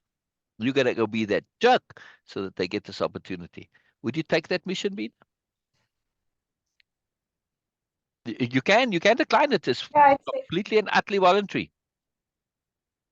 I have to decline it because very much lack of experience. Like Right, really, right, right, like how to do that? Because how right. to date? When you have this understanding and awareness that okay, yes, okay, even though when you are doing it for a longer term good and actually a profound good, Yeah, you need to be in like really appropriately doing those things for them and not fall into that. Oh yes, come on, like seriously, Beena, how could you do this? So and exactly, actually, how to be that? I Okay, I can be irritating for if I really try for like exactly. teasing, but but Yo, really a completely inappropriate person, that will be a struggle for no, no, me. now. So you say my integrity won't allow me to accept a mission.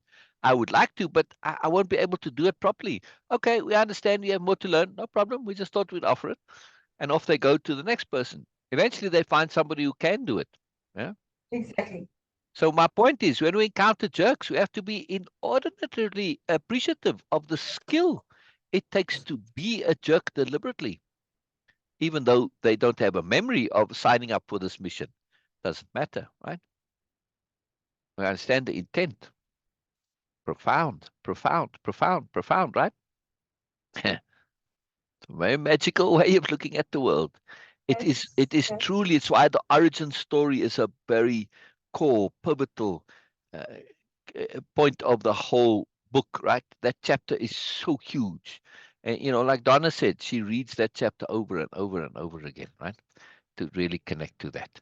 It takes a lot of doing to make that absolutely automatic that we look at people as angels here for our good benefit, right? And doing this most difficult of jobs, right? Very profound. It's why Cornelius, when she shared the new nobility's perspective on Lucifer, right? Uh, as this that he is was the brightest, and well, back then, now it's became that was like the original thing, but when He was this brightest, and he took on this job of being the tempter and putting, trouble in your way to see how you respond to it. It's a horrible, horrible, horrible job. It's the worst job you can imagine, right? Especially when you're tempting people. You're looking to exploit their weaknesses, their vulnerabilities, but it's for their own good. But it's nasty, it's miserable, it's horrible, and you've got to be nasty and miserable and horrible, right? And even abuse them sometimes because they need to get out of patterns. Oh man, it's a terrible, terrible job, but only the best and the brightest. I mean, what a sacrifice. So to the new nobility, Lucifer is not this horrible devil creatures into evil, because they can't see that this can actually exist in the world. It cannot, according to them. It has to all be good, right? So they changed it. They changed the logic. And this is why Camillus was so blown away by this. I mean, it really knocked his socks off, right? It just like, wow, wow, wow, wow, wow, wow. He said, of all the profound and wonderful things you've said, of all the profound things he said, there's something else he said, this is by far the most, right? I forget his exact words, but it's a big deal. It's a big deal. That story is in this book, by the way, if you weren't here for that, right? It is here. It is in the book. I can pull it up actually now that I think about it. Where is that file? 2, 3. Oh,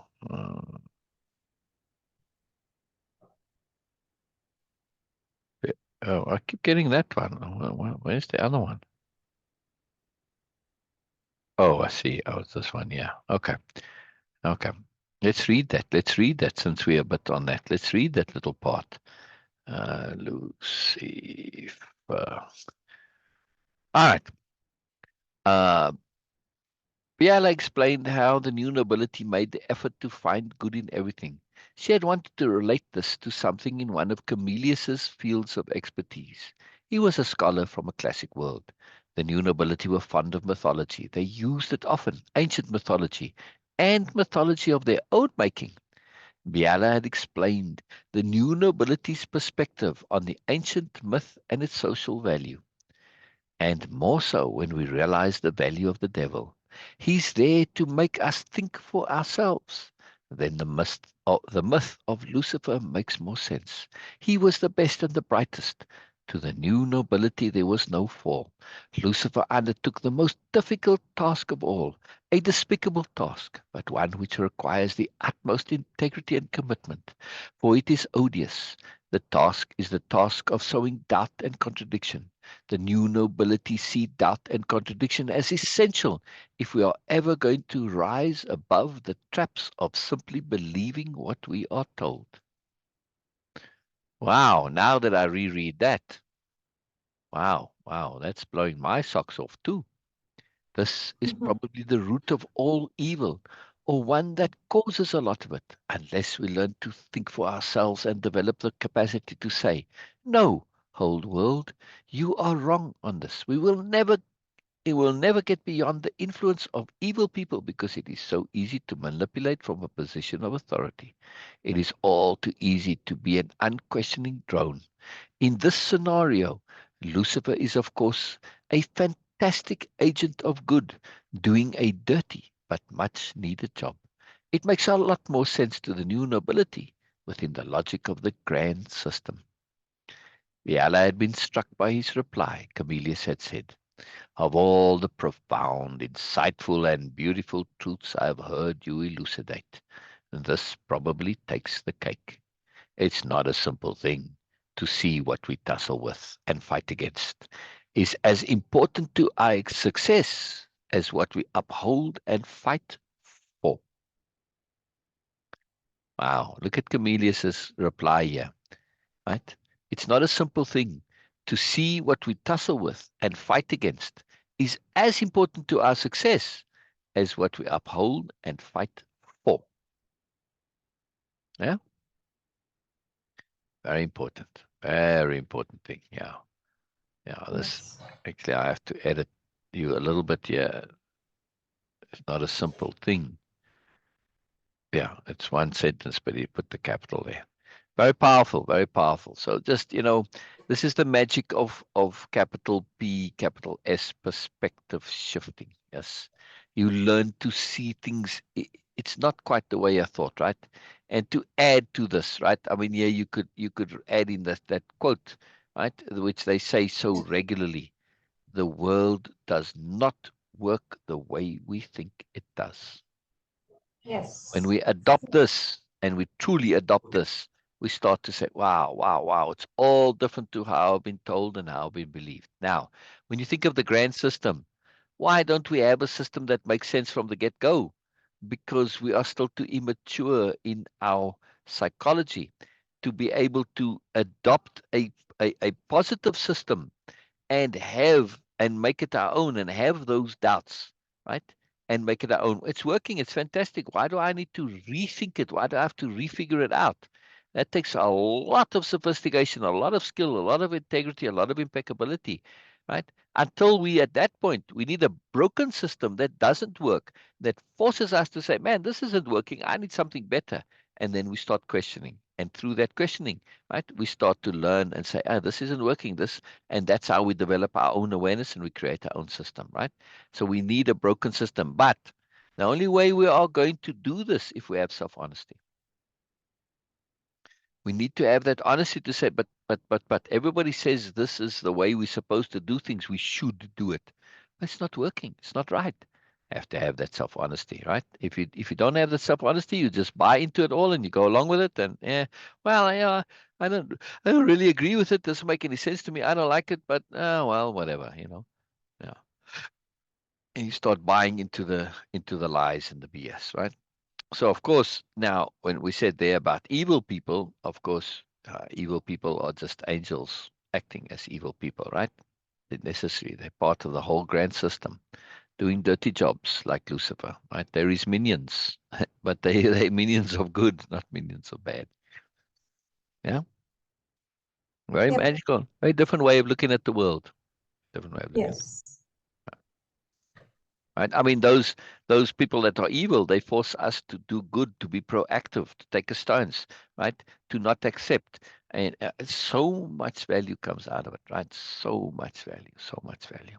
Incredible, incredible, incredible, incredible. Right? They motivate us to make a better system, but we have to make that better system. It cannot come from outside of us. We have to do it. Yeah, right? Has to be our own system. Make sense? Beena?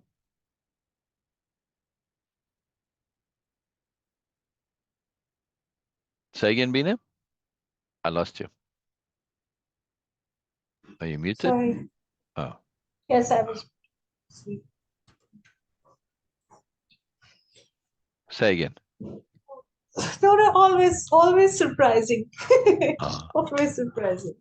What is surprising? What is surprising? Did that It is story amazing touch that you? Did I hear a sniffle there? Did that story touch your you heart? like, yes, this is like Oh, always getting so much more and of course different.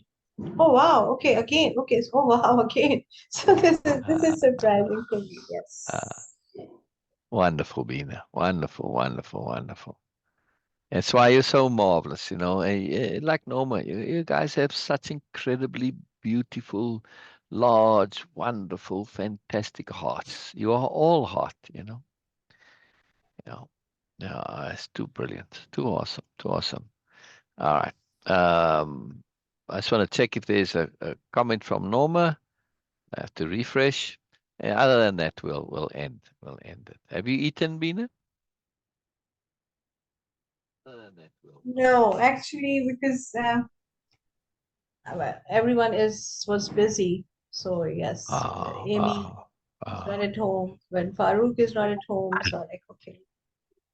Listen to what Norma says. Norma says, love the background, especially today. Yes, it's a different background. It's a different background. It was such a peculiar day. And I was looking through, because I change the background every day, right? And I have a huge file to choose from. So I wanted a bit of a different mood. And so I chose this one. Very cool. And then Norma also says, Bina could teach the angels, as you can, Norma. Yes. Yes. Yes, I agree. I agree. That's a beautiful comment there, Norma. It's a very beautiful comment. Yeah, yeah, yeah, yeah. Okay. All right. I'll come back to your comment in a moment, Norma. I thought it was maybe, yeah, yeah, yeah, angels. And again, Norma, right? Norma says she wrote an article once on the angels coffee break discussions. Oh, wow. Oh, I want to hear that, please. Yeah, please find it, me, Norma. I want to hear that, right? What angels say during their coffee breaks, coffee break discussions of the angels. Wow, wow, wow, wow, wow, wow. That's fantastic. Norma, what did I want to say now? Oh, okay. So for me, when I say angels, right? And in the origin story, which is chapter 10, it's all about the angels. Yeah, it's very made clear there that these are the angels from the old heaven, from the time before religion, in other words, right? Religion came and took this understanding of angels and just put it into the religious terms and made it work for them, right? And distorted it and corrupted it because typically religion, not the underlying beliefs, not what the religion is based on, which is the actual reality of things. No, the religion itself is typically there to serve a different purposes of manipulation and influence and power and all this, right? So when the BMNs get hold of a truth, then they distort it and they mess it up, right?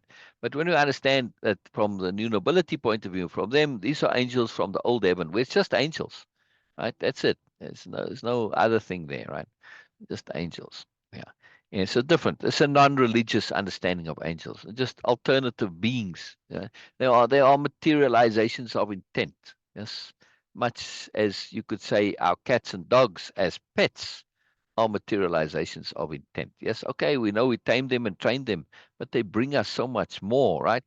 I mean, you can tame a wild animal and they don't necessarily react the same way as domesticated cats and dogs that have been this way for a long time, right?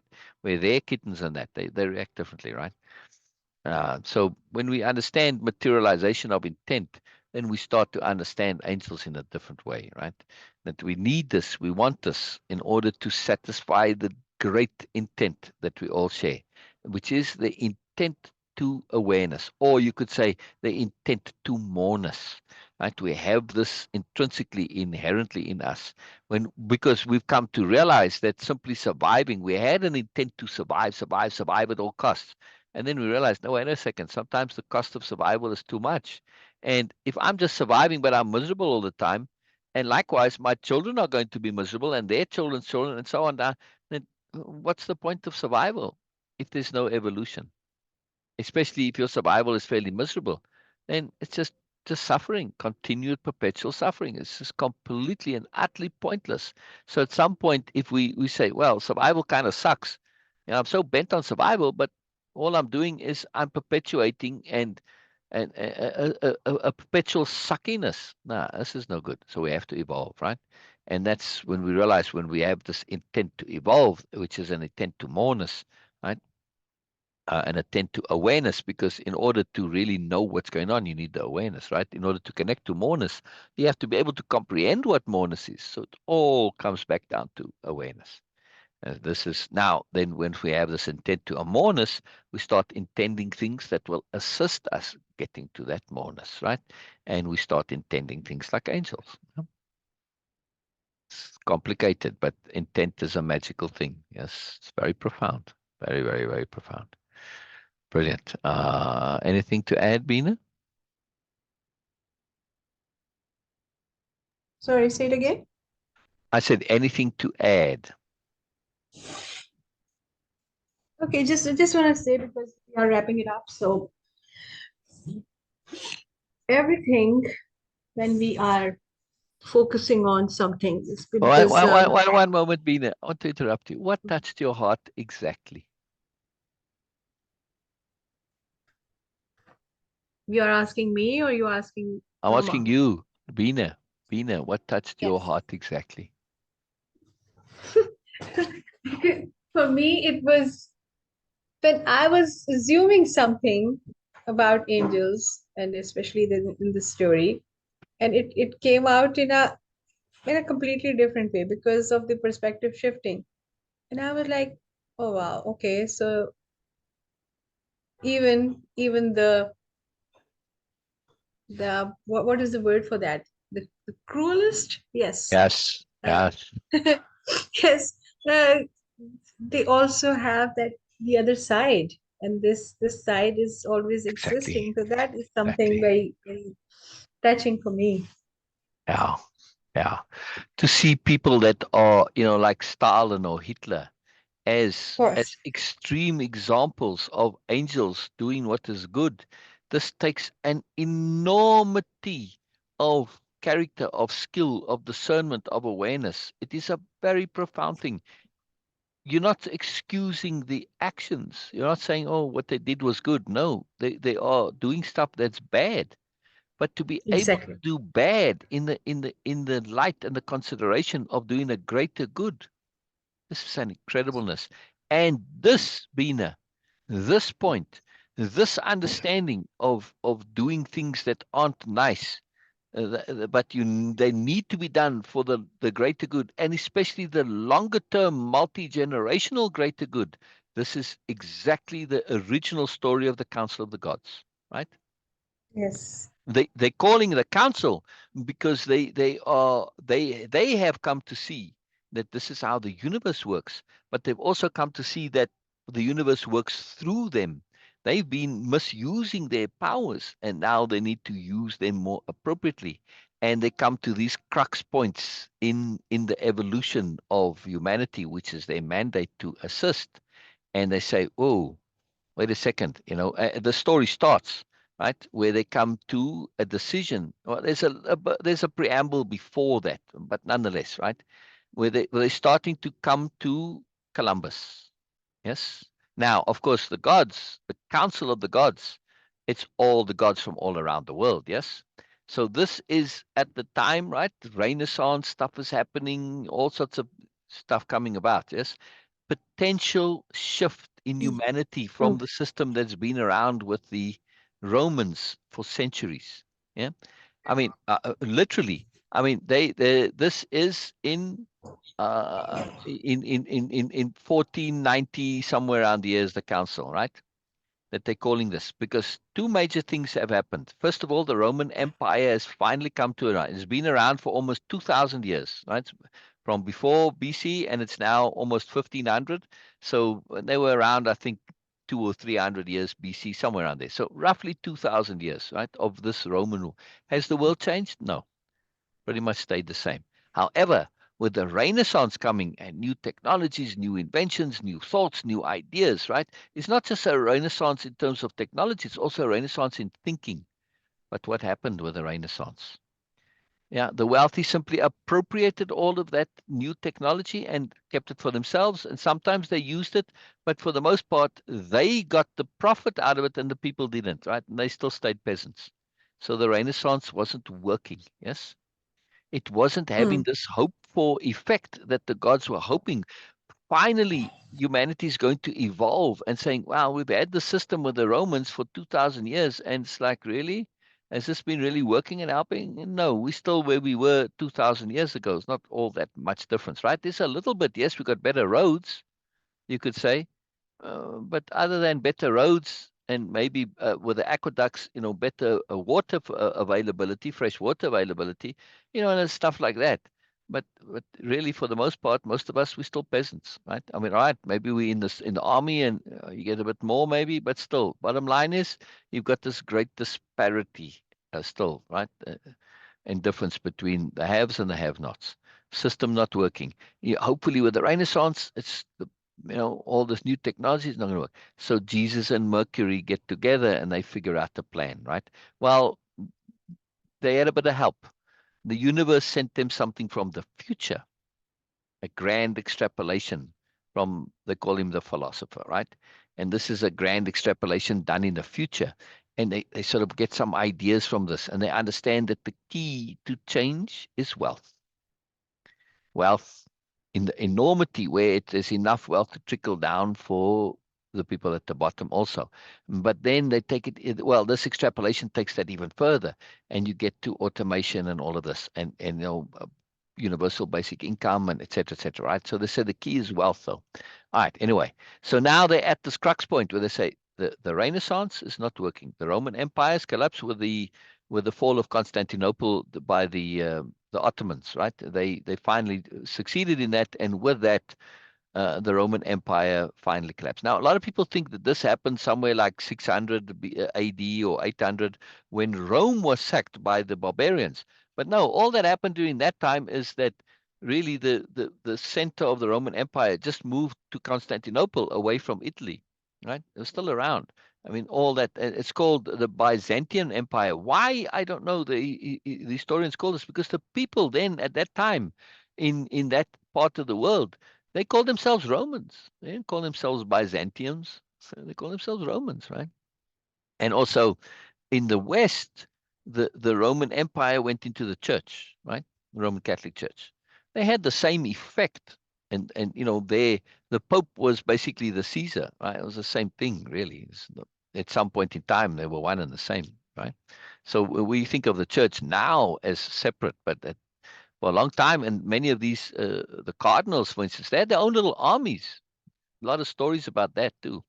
Anyhow, we get into this crux point where they say, look, yes, the Roman Empire has fallen and the Renaissance is happening, and this is quite cool, but the wealthy are getting the advantage. The old nobility, yes, they're getting the advantage, not the people. What can we do about it? Here comes Columbus.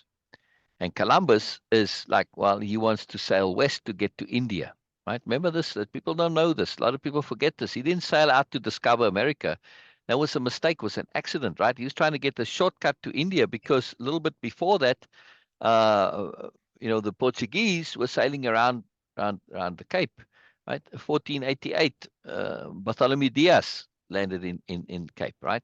And at that time, in this 1991, Vasco da Gama, who got to India via the Cape, he got there in 1896, right? So hadn't quite, 1496. He hadn't quite gotten there yet, but they knew they were going to get there, right? So Columbus is trying to find a quicker way because it's very slow, very long, slow journeys, right? To go around the Cape, go all the way around Africa, in other words, to get to the east. Because they knew about India and the east from Alexander's times, right? He conquered half of India, right? Conquered that horrible world, came and caused havoc there.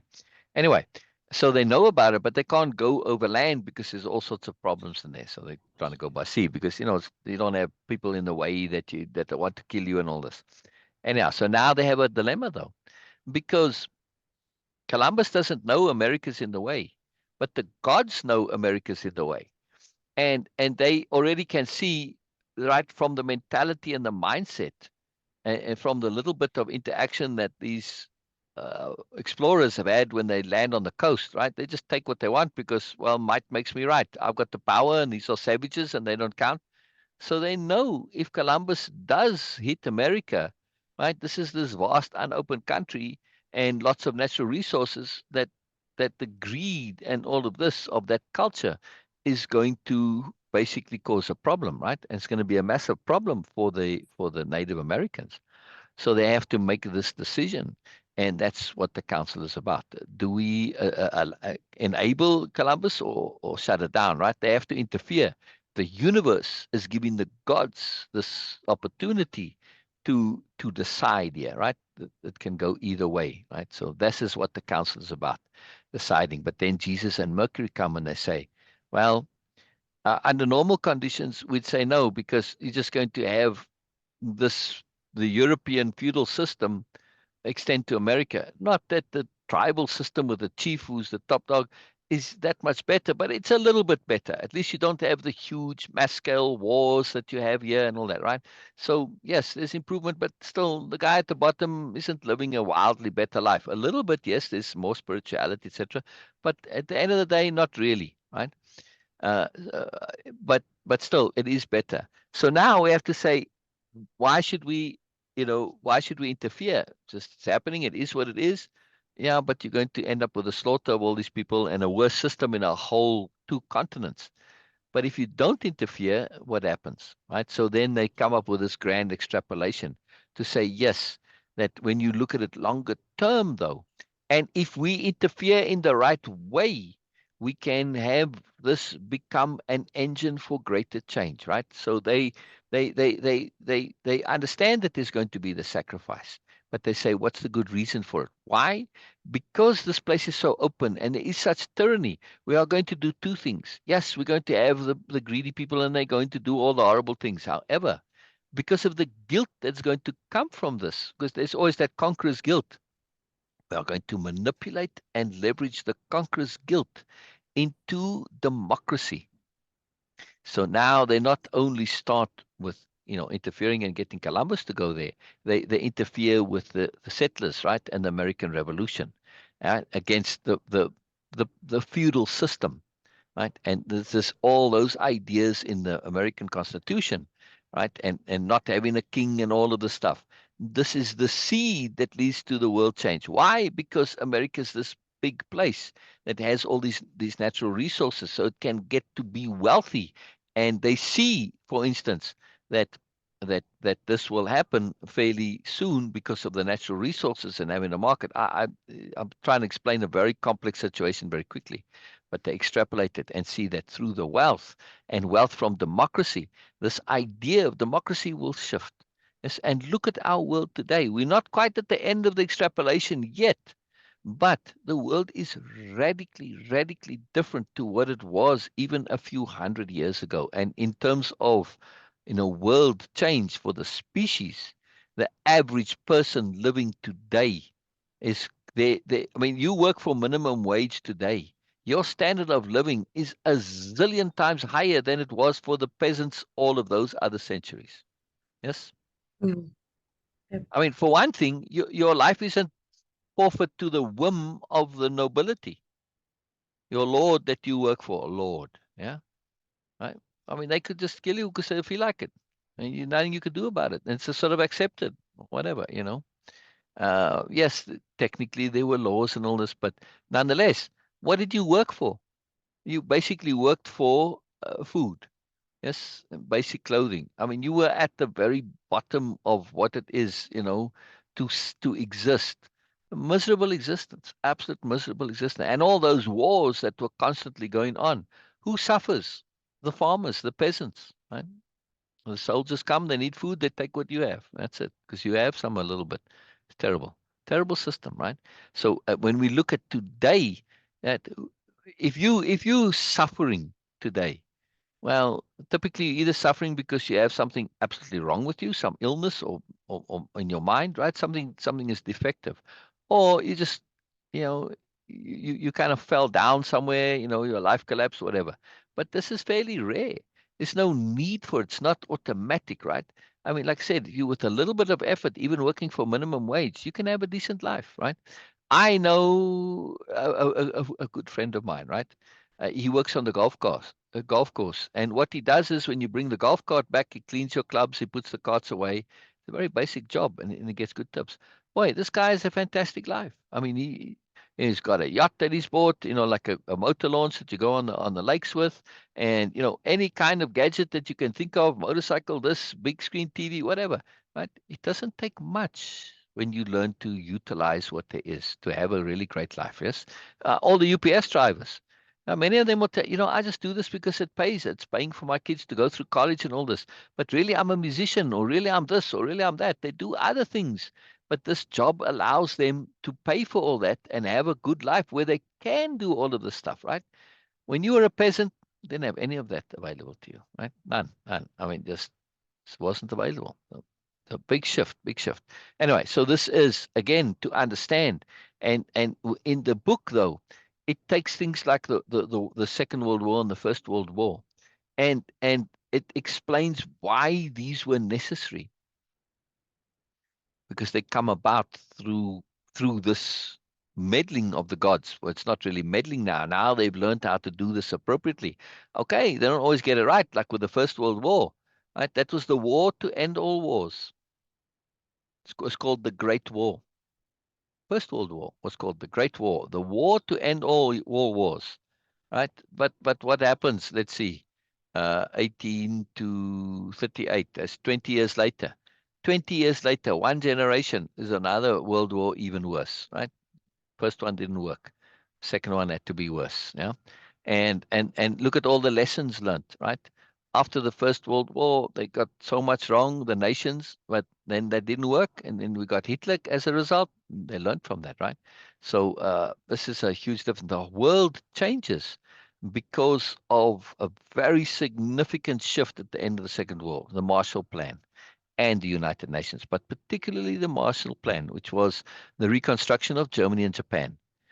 Huge amounts of money went into rebuilding Japan and Germany. And this led to a new world order where Japan and Germany, and still today, are the most prosperous nations. And they made the economy of the whole world better because of that Marshall Plan, right? So even though they lost the war, they won in a sense, right? They weren't forced into reparations and all this. Who made that plan happen? The gods. They influenced all this and made it happen, right? Tweaking here and there, right? So they put their little hand in there, changed everything, right? So very big deal. When we really understand that bad things happen for really good reasons, it changes our view of history. It's a very profound thing, very profound understanding. And that's why I want to, I have written most of it and want to finish and continue it. Because when we start to look at the world this way, particularly through history, it changes our perspective is so phenomenally and so deeply to say, oh my goodness, there's more. There's more. The world doesn't work the way I think it does. There's more, there's more, there's more. It's very, very profound. Very, very profound. Anyway, so much for ending earlier. Yeah. Yeah. A big deal, big deal. But it's all connected to the angel mindset, right? Seeing everybody else as angels. And now when you bring in the gods too, you have another layer of moreness. Yeah, it's very cool stuff. Yeah. Yes, yes. You're not ready. It's already 12. Yes. That's why Yes. I just looked at the time there and I said so much for ending earlier. But Oh, all good. We don't have to end any specific time. yes. And, it's all appropriate, all connected, right? And Yes. this understanding of the angels and the understanding of the gods too. They all serve the universe, right? Some different logic. But there's the greatness, this intent to moreness. Everything, everything is a result of our intent to moreness or intent to goodness. But you take intent to goodness and you take it further, you get an intent to moreness. That's why that word moreness is so profound. It is a change in conception of everything. To have an intent to goodness is one thing, but when you come up against the limitations of what you understand goodness to be, that's when you start to step into moreness, right? You realize, oh, there's more. There's more, right? And there's always more. All right, all right. Thank you, Norma, for your comments. Thank you, Norma, for your comments. Thank you for being here. It's always a joy, always appreciated, always loved. Always, always, always. As you and your contributions, Beena, and your beautiful heart. Yeah, yeah, yeah. I'm touched that your heart was touched. Yes. It's making me a tiny bit melancholy, actually. All right. On that Okay. note, we shall end. Yes. So Yes. anything to, Yes. right? Okay. Bye. Bye, everyone. And Yeah. we'll see you guys tomorrow. Yes. And we will again go through the story, and then Yeah. of course we the Yeah. capital R reading the story, and then we will. I'm looking forward for more also. That Yeah. Me on too. Sunday, during this time, of course, Syl is preparing for, of course, preparing in the sense that okay, just collecting things together, just sorting For the the order that podcast. what Yeah. is going to yeah for the podcast, and we will keep you update on that. Okay, how these things are going on. It's Yeah. a big deal. It's a Very, big deal for us, very. and of course, it is a big deal in general also. Oh, yeah. Oh, For yeah. us, even this live is a very big deal. But in Yeah. general, if you can just look at anyone and in any context, it is a big deal, and it's going to Yes. be very Yes. different. So Yes. yes, we are excited for that, and Yes. I'm really keen for everyone to Talking about just big deals, you see, big deal, big deal, big deal. yes, celebration time also. Chocolate is a Okay. big deal. Yeah. All right. Bye Yes. bye, Okay. everybody. Bye bye. Bye bye. Bye, everyone. Bye. Bye for now. Bye bye. Bye bye. Love you all. Bye bye. Bye bye. End meeting.